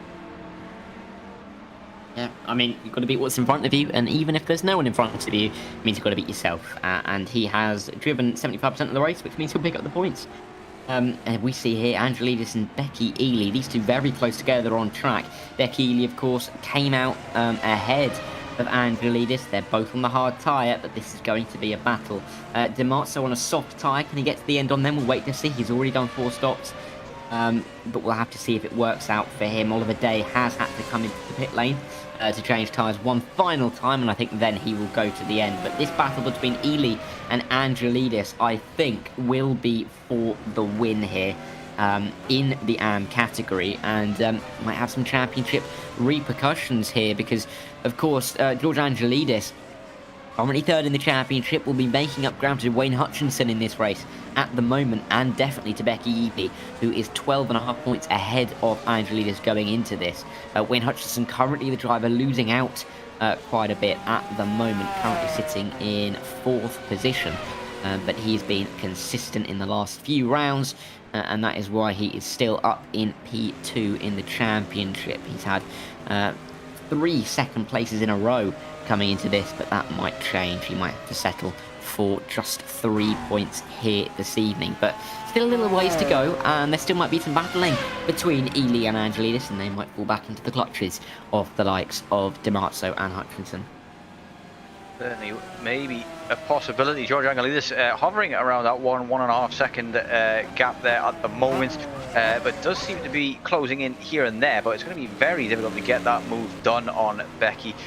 She's going to make that car as wide as she possibly can, and Dimarzo, currently on those softer tyres, may not be worth discounting him just yet. He has lost about a second there, though, on that last lap to the guys in front, and but he'll be licking his lips at this battle brewing ahead of him between Georgia and Becky, and if they have a coming together, which we've seen happen here at Suzuka, he could stroll through for an easy win, and possibly gift another P2 to Wayne Hutchinson, and a podium maybe to Oliver Day, who I have to say I've been impressed with Oliver today. He's been rapid when he needed to be. That's his final stop, 4th and final stop in, and he's currently sitting in P5 in class.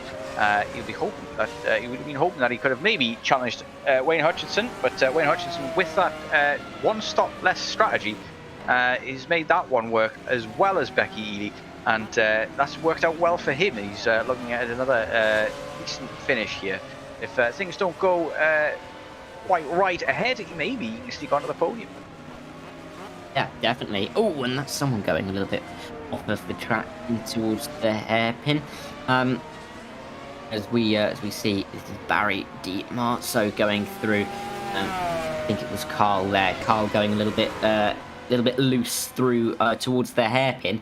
But he's currently P7 in class, so he's not doing too badly at all. Still ahead of Gilles Villeneuve, who is in the pit lane once again for his 4th and surely final stop of the race. But Daniel Kirby, the next driver in front of him on the track, John Uyan, and I think he's still quite a ways ahead, a good 20 seconds or so, if not just a little bit less. So lots of work for him to do to lap someone, but apart from that, he's in complete control. He's got gaps of 27 seconds, 84 seconds, 91 and 96 for the only other drivers on the lead lap.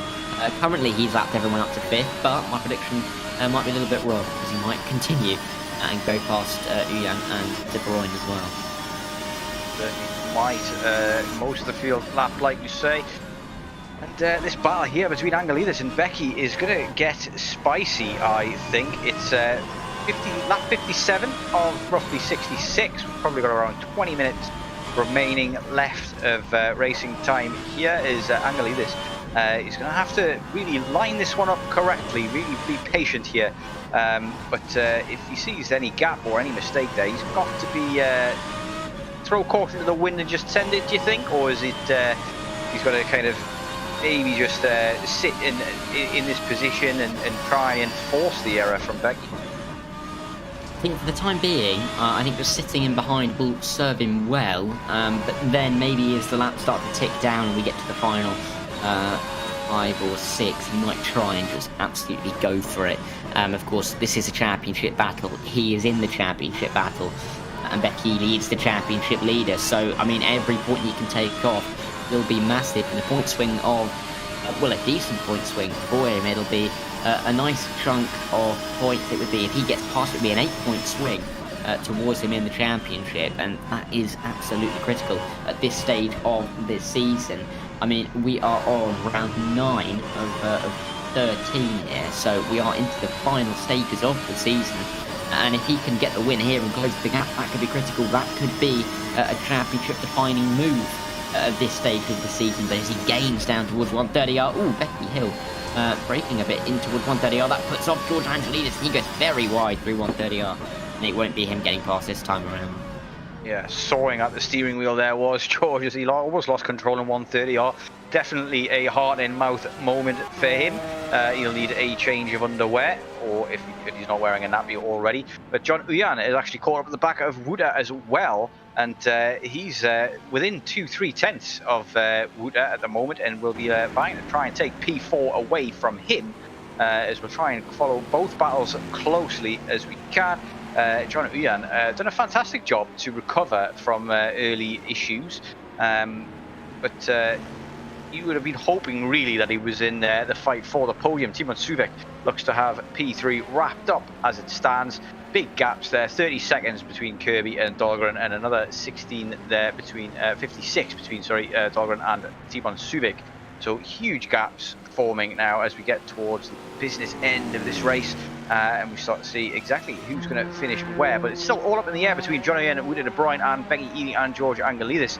And Dimarzo is hoping beyond hope that these guys start the battle, that he can take advantage of that battle, gain some time on them both, and possibly maybe have his fingers and toes crossed for an incident between them so he can take the win. Which we've seen stranger things happen in racing, I'm sure. John Uyan all over the back of Wuda still, but as it proves difficult time and time again, it is hard to make a move here. And down in that chicane as well, because the racing line kind of goes close to the inside line, it's so hard to force your nose up the inside there into that chicane. And going around the outside, it doesn't really lend itself to the overtake, to be honest. The left-hand chicane, part of the chicane, can't really keep your nose on around the outside there. A very difficult move to make, but as we've seen already this race, it's not impossible to make moves, especially if you can kind of force the error. Got a back marker getting in the mix here as well. A couple of thank you flashes from the guys behind. There's a bit of a swapper there on entry from Wuda, and he's starting to struggle now. He's feeling this pressure from Uyan, and you get the feeling that the mistake is just a matter of time now before Uyan can take advantage of that mistake. Yeah, and I mean, I noticed in the chat that Mr. Reese said there was something. He said that he thinks something will definitely happen in the front because of the pit stops, and he says that Dahlgren definitely has to stop again, others potentially too. So these guys here could be fighting for a couple of positions further up in the order. they are over a minute behind Magnus Dahlgren as well, so that's also in the back of the mind. But Uyan has definitely recovered well, hasn't he, after that big off at 130R. Maybe he could be thinking of what could have been after that. That will be in the back of his mind, but he does look keen to get the move done here. Of course, one of the drivers not too far behind them is Daniel Kirby, race leader, who is just about to come up to the back of Ross Smith to lap him for the 5th time, and Jason Whited to lap him for the 4th time. And then it'll be Peter Meyer for the 5th time, and then he'd be on the back of John Uyan to lap him for the 1st time. So lots of lapping in play, but Uyan is looking to get the position done on track here without having any kind of lap. He looks for an inside line into 130R, but not to do on this occasion. A little bit wide as well over the curb. That's going to lose him some time, and that is not going to be the way that he's going to pick up the position of Wouter de Bruijn here. So work to do, but he is still in the hunt, and it is still quite close, as it is between Beck Ely and George Angelidis with 1.2 seconds. The gap has come out just a little bit, but it is still close. So lots to say. I think we could be looking at Daniel Kirby winning this by over a minute as well, which just shows how good he's been. But this battle for P4 is, I definitely think, going to be what we're going to be looking for towards the end of this race. Yeah, certainly battle for the ages between these two. Let's take a moment to catch up with chat. We've got Conway Critty in chat saying, evening all, is this an Assetto Corsa mod? I'm afraid not. It is R Factor 2, but certainly a mod, many of which parts of which are designed in-house by the league admins and people involved within the Discord. More details in the description if you want to find out more. We also have Mr. Reese saying, I think there was something happening in the front, not Kirby but the others, because of the pit stops. That's probably resolved itself a little bit by now. Everybody's mostly going to be on their final stint as it stands. Dahlgren definitely has to stop again. Some others potentially too, says Reese. The understeer. My eyes, George, my eyes, says Ben RM. Is George struggling with car control there. This track is oversteer, understeer, everything you want. We've got somebody in the pits. That is George Angelidis in the pits for his 5th pit stop, which means that's interesting. That's going to be a splash and dash for sure. Dahlgren's in the pits as well. He may lose out a podium position here. Brian, and possibly even to John Uyan he could lose out to as well, depending on how long he's stopped for. So that could be a problem for them. That's just strategy gone wrong, do you think, there? Maybe not fueled enough, maybe not planned this out correctly, do you think, Dara? Maybe not. I mean, there aren't many laps to go, so that is a possibility. I see in chat Mr. Reese is very pleased with his with his prediction, and he's put there you go. So yep, that is exactly what he thought would happen, and it is exactly what has transpired here. So interesting to see them pitting towards the end. I mean, of course, quick pit stop for them to get to the end, but we'll have to see how that works out. So George currently P3 in class. Won't help him out too much. Barry Dimarzo will say thank you very much, because he is very currently safe in P2, and he might pick up some points on his teammate. Of course, those two, Angelidis and Dimarzo, both in the Ferrari. So, you know, it's good for them to carry on as they were in the championship, with Beck Ely currently extending that lead, as is Daniel Kirby. So, again, good results for them. It through Dunlop there. I thought that was going to be an attempted move there by John Uyan, but wasn't quite able to pull it off. And so I'd be surprised if he didn't. Looking in front of it again, he really looks like he might be getting desperate here. But on the back of Wouter at the moment, coming up towards the hairpin, probably too far back this time around, but still making himself very clear in the mirrors at the moment, and he is just really trying to get through for the time being, but at the moment not quite able to do it. Bit of lap traffic coming up as well, and they're going to have to manage that as they come through. Certainly will. lap 61 of 66 roughly. We've probably got about 10 to 15 minutes remaining here. Magnus Dahlgren in the pits now still as well, so maybe you're going to lose out a couple of positions here or there. I wonder whether he's going to get out of time to hold on to this position, but I doubt it. It's coming in for a stop there on your screens, and there's Simon Suzuka coming now down into the chicane, so almost certainly going to get past and take that P2. Wouter de Bruijn might well get past as well, not too far behind, only 7 seconds behind Simon Suzuka, but all depends on how long Magnus is stopped for, as he's still not moving. So there's Timon Subic going past. Still no movement from Dahlgren in that pit lane, as through comes Wouter de Bruin. Is Wouter going to be able to get himself a tasty podium here after I thought it was out of his reach there? But Magnus is moving. He's lost out to John Uyan as well. Falls back down to 5th place, and that is his 5th stop. Yeah, and Barry Dimarzo 5 stops. George Angelides at 5 stops as well. Plus George Angelides back into P2 after Dimarzo pits late on as well.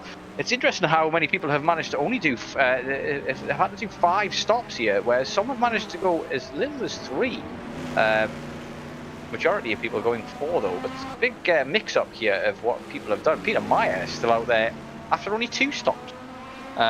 So he doesn't need to stop. He's got nobody to fight with or battle with. He's won the race anyway. But it's interesting that strategies at play here. Some people are really able to eke out those extra few laps with the fuel management, tyre management. They are. It's quite interesting to see. And I mean, even now, the battle for P2 in the top class, the GT1s, is close. I mean, between Suvic and Magnus Dahlgren is only 12 seconds.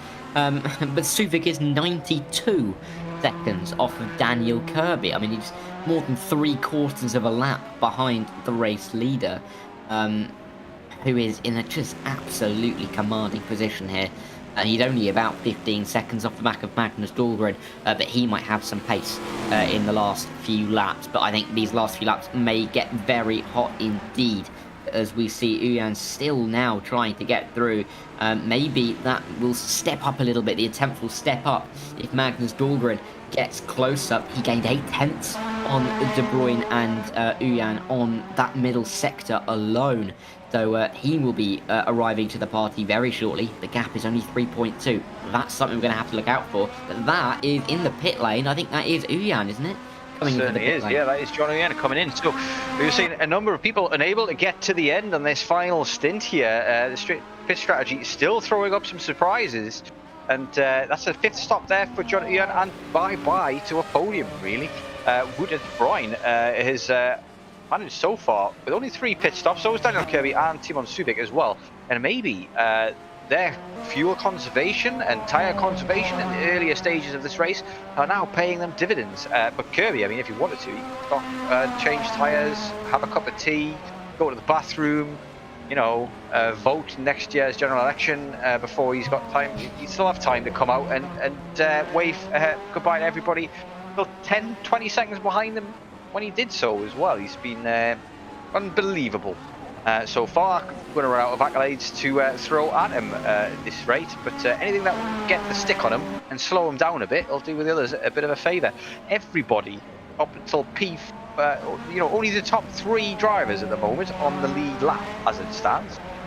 Wouter de Bruin, Timon Subic and Daniel Kirby, the only drivers not to be lapped. Obviously, Daniel Kirby, so good, he may be able to lap himself. That's just kind of level he's at. Yeah, and I think Magnus Dahlgren made a mistake there, because he's now a lap down as well, and 14 seconds off the back of Wouter. So he looks like he's made a mistake, because that means that's why he's now being lapped, and it means that Wouter is now only about 10 seconds safe from Daniel Kirby from being lapped himself, as he now trails Timon Subic by 7 seconds. But I mean, the gap out in front, 94 seconds. I mean, it is absolutely amazing. We see here Dimarzo and that is Angelides fighting it out. 1.1 seconds between them, and it's the battle for second in the AB category. Of course, these two off the back of Becky Ely after making extra pit stops, 2 extra pit stops in fact. Dimarzo lapping just a couple of tenths slower than Angelides on the last lap, but there is not much between them at the moment. So there's nothing to say that these two won't come fighting it out in the last couple of laps. And again, championship on the line. Positions particularly on the line between these two, even if they are good, nearly 50 seconds behind Becky Ely, who has played this strategy, I think, to absolute perfection, and has really shown why she is the championship leader. But she leads very comfortably at the moment. John Uyan might come past her on fresher tyres very shortly, and Brian Hall might get on the act just at the end as well, but currently P5 overall and leading, I think, over half of the GT1 categories here in this race. So incredibly impressive drive for Becky Ely this evening, and she's looking to extend her championship lead. Yeah, Mr. Reese in chat says wait for the last few laps, and carries on to say as expected. It's top advice there, I think. Nobody wants to start counting any chickens before they've hatched here in this race, because any one of these people here at the front, with the exception of Dan Kirby, who could pit if he wanted to and still come out in the lead, could have to pit here because the strategy has proved a bit awkward, a bit complex. Some drivers having to go for 5 stops, some going for 3, some only doing 4. And got Peter Meyer there still at the back. He's doing his 3rd stop at the moment, at the very death. Only 3 to 5 laps remaining here in Suzuka, and it looks like, well, first of all, Daniel Kirby has just shown everybody up, really. It's possible if this was another 5 laps longer, he could have lapped the entire field if things had gone slightly differently here. Becky Ely as well, like you say, absolutely storming race. She's got the strategy spot on, and even with that big coming together with Dimarzo, has done fantastically well to put herself in the position that she is in. I've got to give a shout out to Oliver Day as well, my favourite driver of the day so far today. He's done remarkably well in his position, hold off Wayne Hutchinson in the end to hold on to 4th place in category. Still some racing to be had. Barry Dimarzo and George Angelidis on your screens at the moment, looking very racy as we head towards the death of this race, and he's running out of time to get this move done. So that's when the real aggressive moves come out, and look like George Angelidis is line into the hairpin. Makes it very, very difficult to get the move done there. But look at the exit that he got. Maybe he had to check up a little bit there, Dimarzo, because of George Angelidis' strange line. But I suppose lots of different lines work there in Kobayashi Corner, and it's very easy to park it on the apex there and really cause a problem from the guy behind, not let him onto the accelerator as early as you would like, especially if you're taking that wide line like Dimarzo just did. Dimarzo now on the toe, in the toe, should say, not on it. Up to 130R, and it's going to be only a matter of time before his patience starts to run out, and he starts to maybe put his nose where it doesn't belong, possibly. Something's got to happen, something's got to give sooner or later. John Uyan is rather close to the back of Becky Ely as well. Becky Ely, 5th in class for a AM driver to be battling out with those pros. Absolutely fantastic job. Yeah, absolutely fantastic, and she is on the lead lap once again because, of course, Daniel Kirby just coming for a bit of a splash and dash. I don't think she'll be on the lead lap for very long because I expect his pace is going to be absolutely scintillating on fresh tyres, but we'll see how long he remains on the lead lap. John Uyan is just about surviving on the lead lap just behind Becky Ely, and they are coming now through the middle part of the lap. But this battle for second in AM really is heating up, as you're right in saying, Stephen, that something has got to give, surely, between these two. Maybe it's a send from Barry Dimarzo, maybe it's a mistake from George Angelidis, but something surely has got to give ever so slightly, because these two have been so close and they have had a strategy battle all the way through the race. Of course, that was I think it was it Angelidis who pit early, or was it Dimarzo? I'm not too sure. I think it was Angelidis, yeah. Dimarzo actually was involved in that Becky Ely incident as well. One thing I do want to mention as well, though, is Dave Coors, who is going to get his first win of the season down there in the GT2 Pro category. It doesn't look like Ross Smith is ever going to be able to catch him. It's 32 seconds the gap between the two drivers at the moment.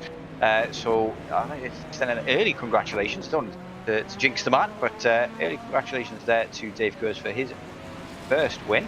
Gets it to the end, but there's not long to go. Now we're on lap 66, and we'll let you know when we see the white flags. 76 seconds that gap there now from Daniel Kirby, now that he's actually pitted, I think, for his 4th stop, so couldn't get it all the way to the end, but he should be comfortably in the lead still anyway. Looks like Timon Subic is also coming into the pits. A number of people now having to go for a late splash and dash. 3 pit stops, proving rather difficult strategy to get right.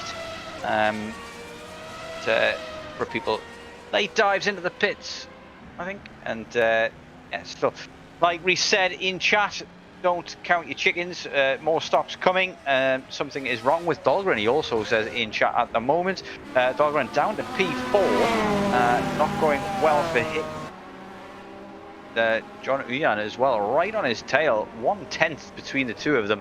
And we could see an overtake. Something that's not quite right from Dahlgren here. Like Reece says, and down the inside into Spoon 2.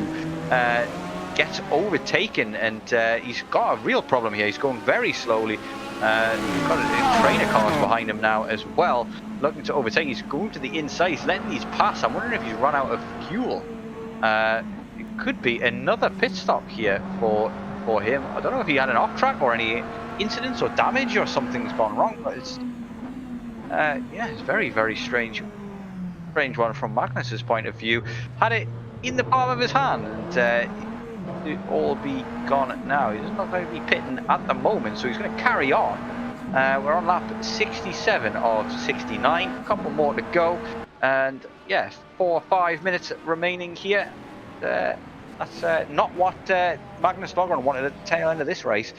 He's dropping heavily down the order now as well, and that could be music to the ears of the people who've managed to get this strategy to work. Wooded Brian may well just make this 3-stop strategy work. Only a couple of laps left. He may have to do a splash and dash at the very end for a lap or two.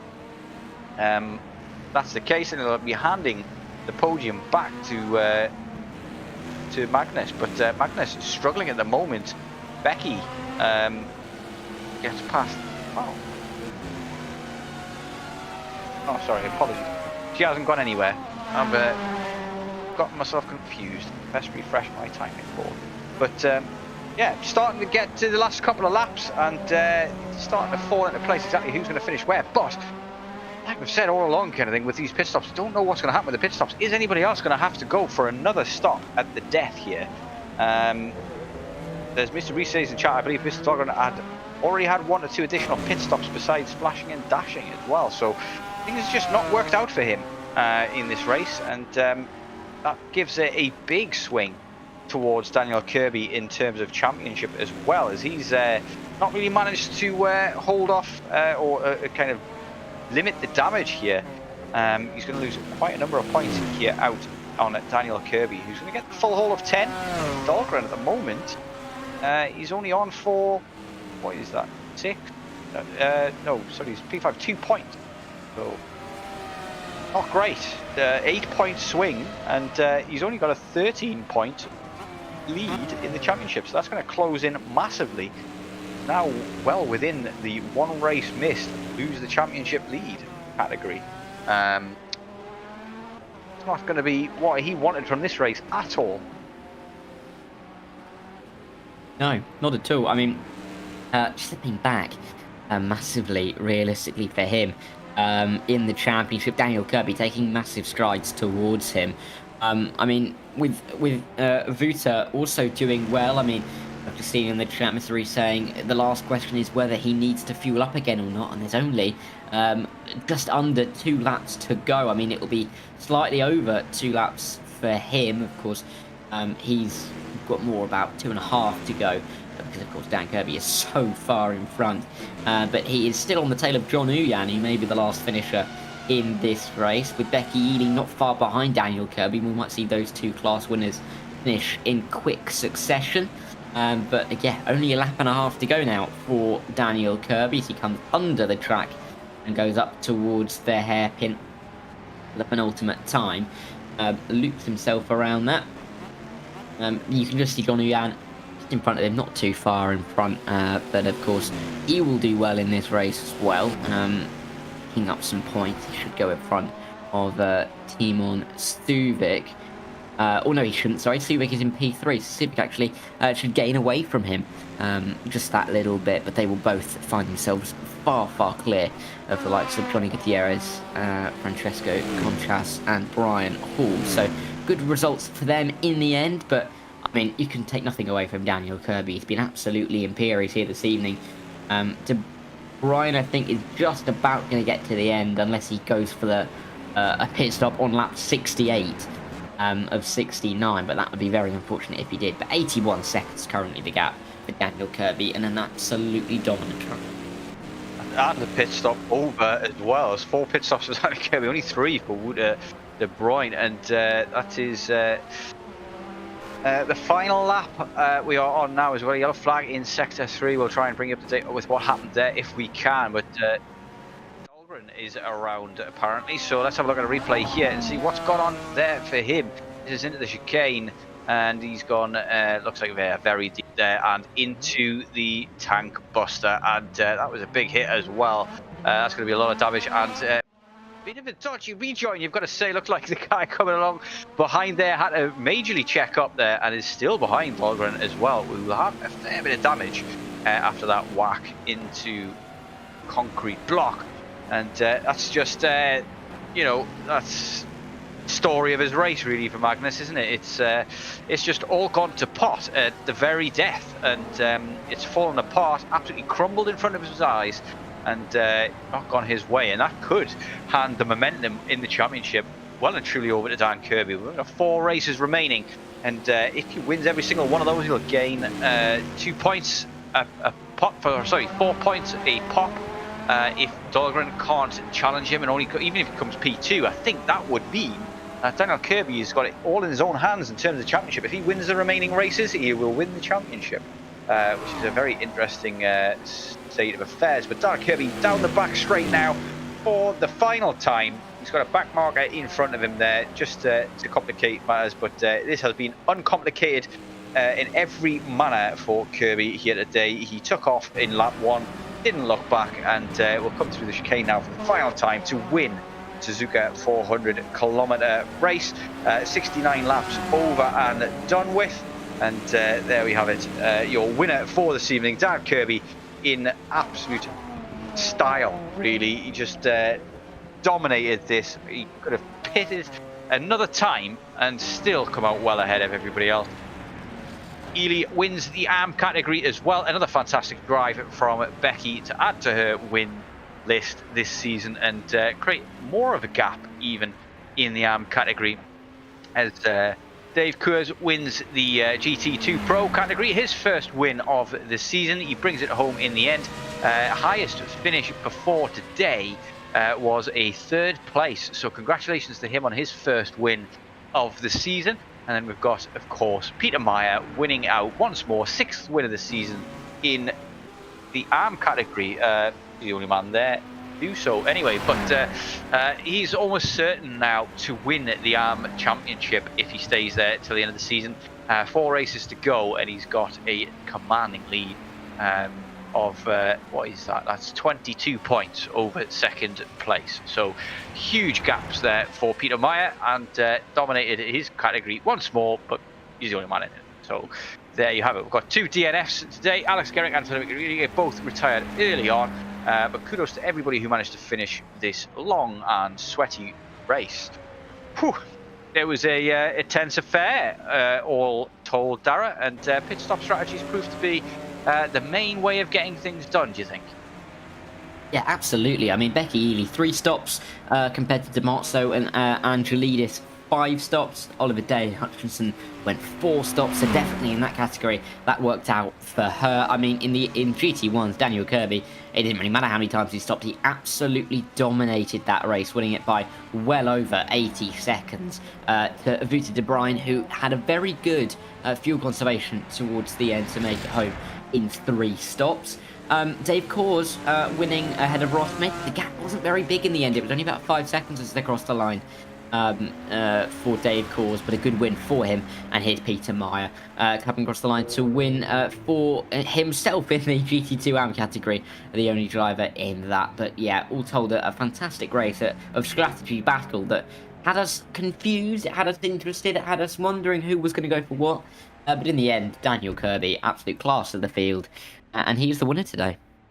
Yeah, certainly is. Mr. Reese in chat says, good fuel conservation from De Bruyne. And you have to say, that was a masterclass in fuel conservation. He managed to stop 1 less than everybody else. We have your results for you here then, if they are going to appear. And yeah, it's been a very interesting race. Fantastic race in the end. Dan Kirby is your winner in the number 90 car, and Outl De Bruyne in P2. Timon Suvic rounds out your podium. Does get there in the end. Only 1/10 ahead of John Uyan in P4 at the death there as well. So very tight finish between those two. Becky Ely wins the AM class, but P5 overall, followed by Brian Hall in P6, and Magnus Dahlgren, with one to forget, finishes P7 in the end. Barry DiMarzo, P2 in his category, P8 overall. George Angelidis rounds out the podium for the AMs. And Oliver Day with a great race day here today finishes P4 with Wayne Hutchinson in P5. P11 overall. Gilles Lalonde in P12 overall, and Stephen Miller behind in P13 with Carl Struhal in P14. He had a very uneventful race, but he'll be pleased with that result, I'm sure.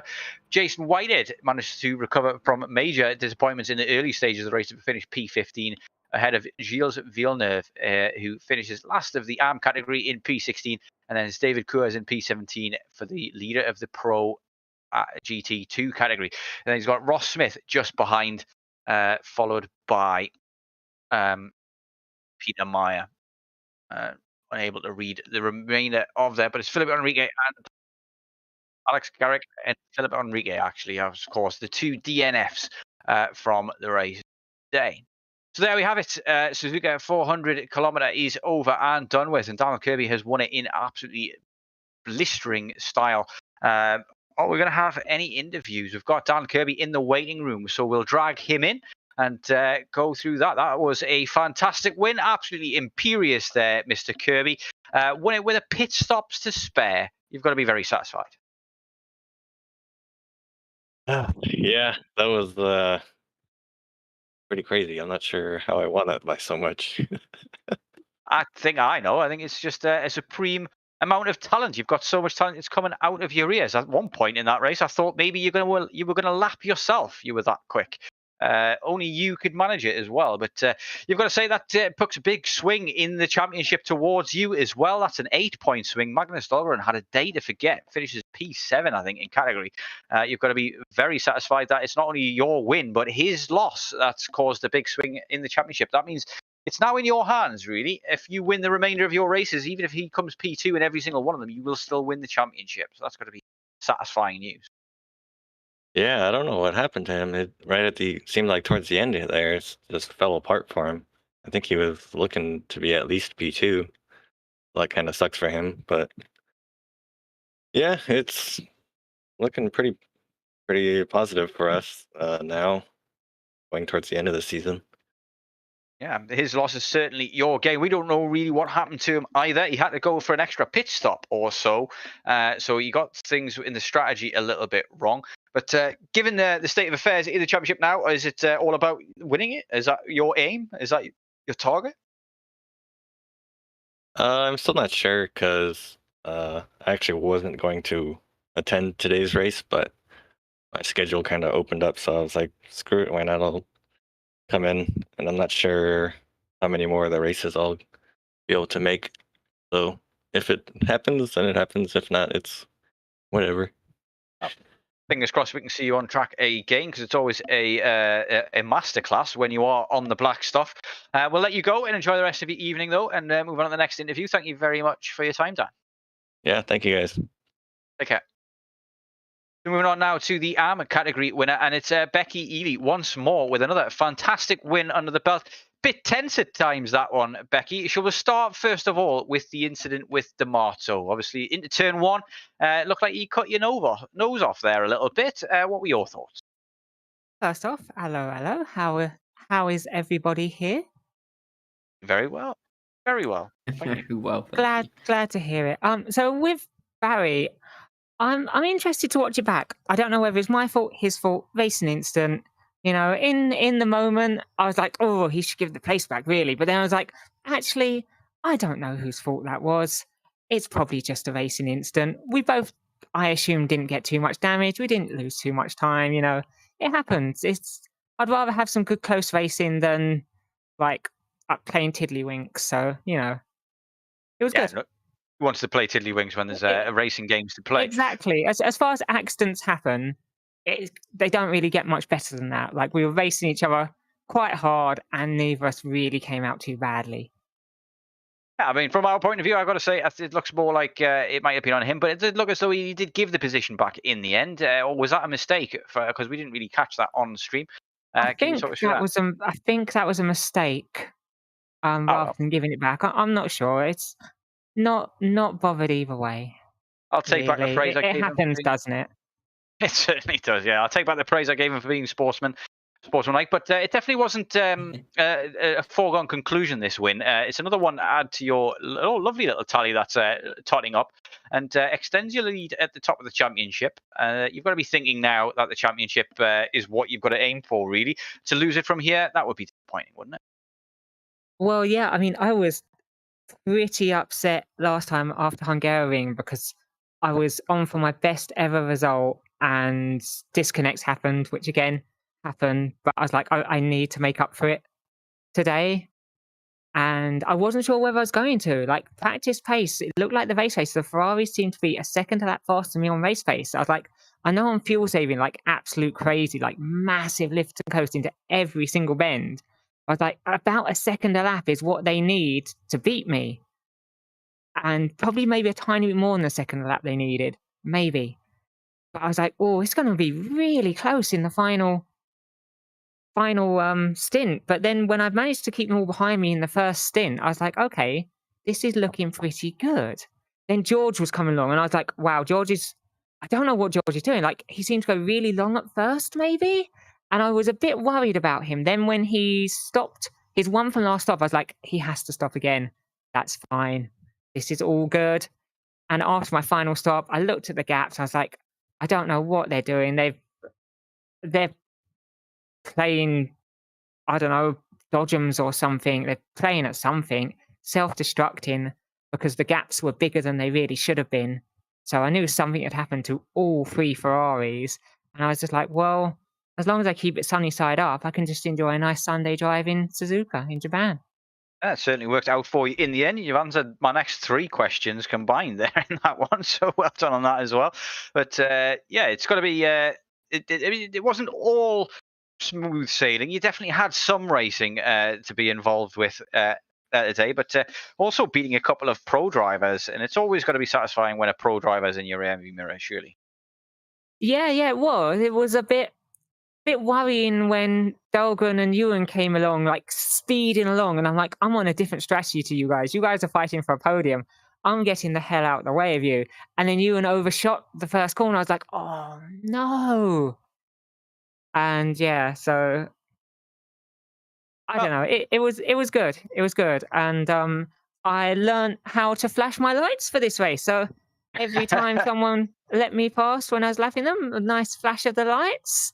I apologize if anyone, when I was chasing them, I think it might have been, it was either Barry or Oliver. I was following them and I was flashing the lights when I was lapping people, and I hope they didn't think I was flashing my lights then, but I enjoyed a nice flash of the lights. A good thank you. Good old British values there. There you have it, straight from the horse's mouth. Becky likes to flash. So we'll wrap it up there. Yep, that is a good place to wrap it up. Donington next time. I wish you the best of luck there as well, and congratulations on your 5th win of the season. But we'll leave it there, wrap it up, and go off and enjoy the rest of our lives. But thank you very much for your time, Becky. It's a pleasure as. Thank you, and I'm off to do some flashing. Goodbye. Ta-ra. So there we have it. We'll wrap it up there. It's been an interesting one in terms of championship. Big swing as well in the championship at the top of the standings there. It's been an absolute pleasure commentating with you, Dara. This is the first time we've worked together. I have to say it was a breeze. So thank you for your time as well. And please, everybody who's watching, don't forget to like and subscribe. But yeah, there's nothing more that I can think of. We've got Phil across the pond saying well done again, Becky, in the chat, just to finish us off. And yeah, we'll leave it there. And I hope everybody enjoys the rest of their weekend.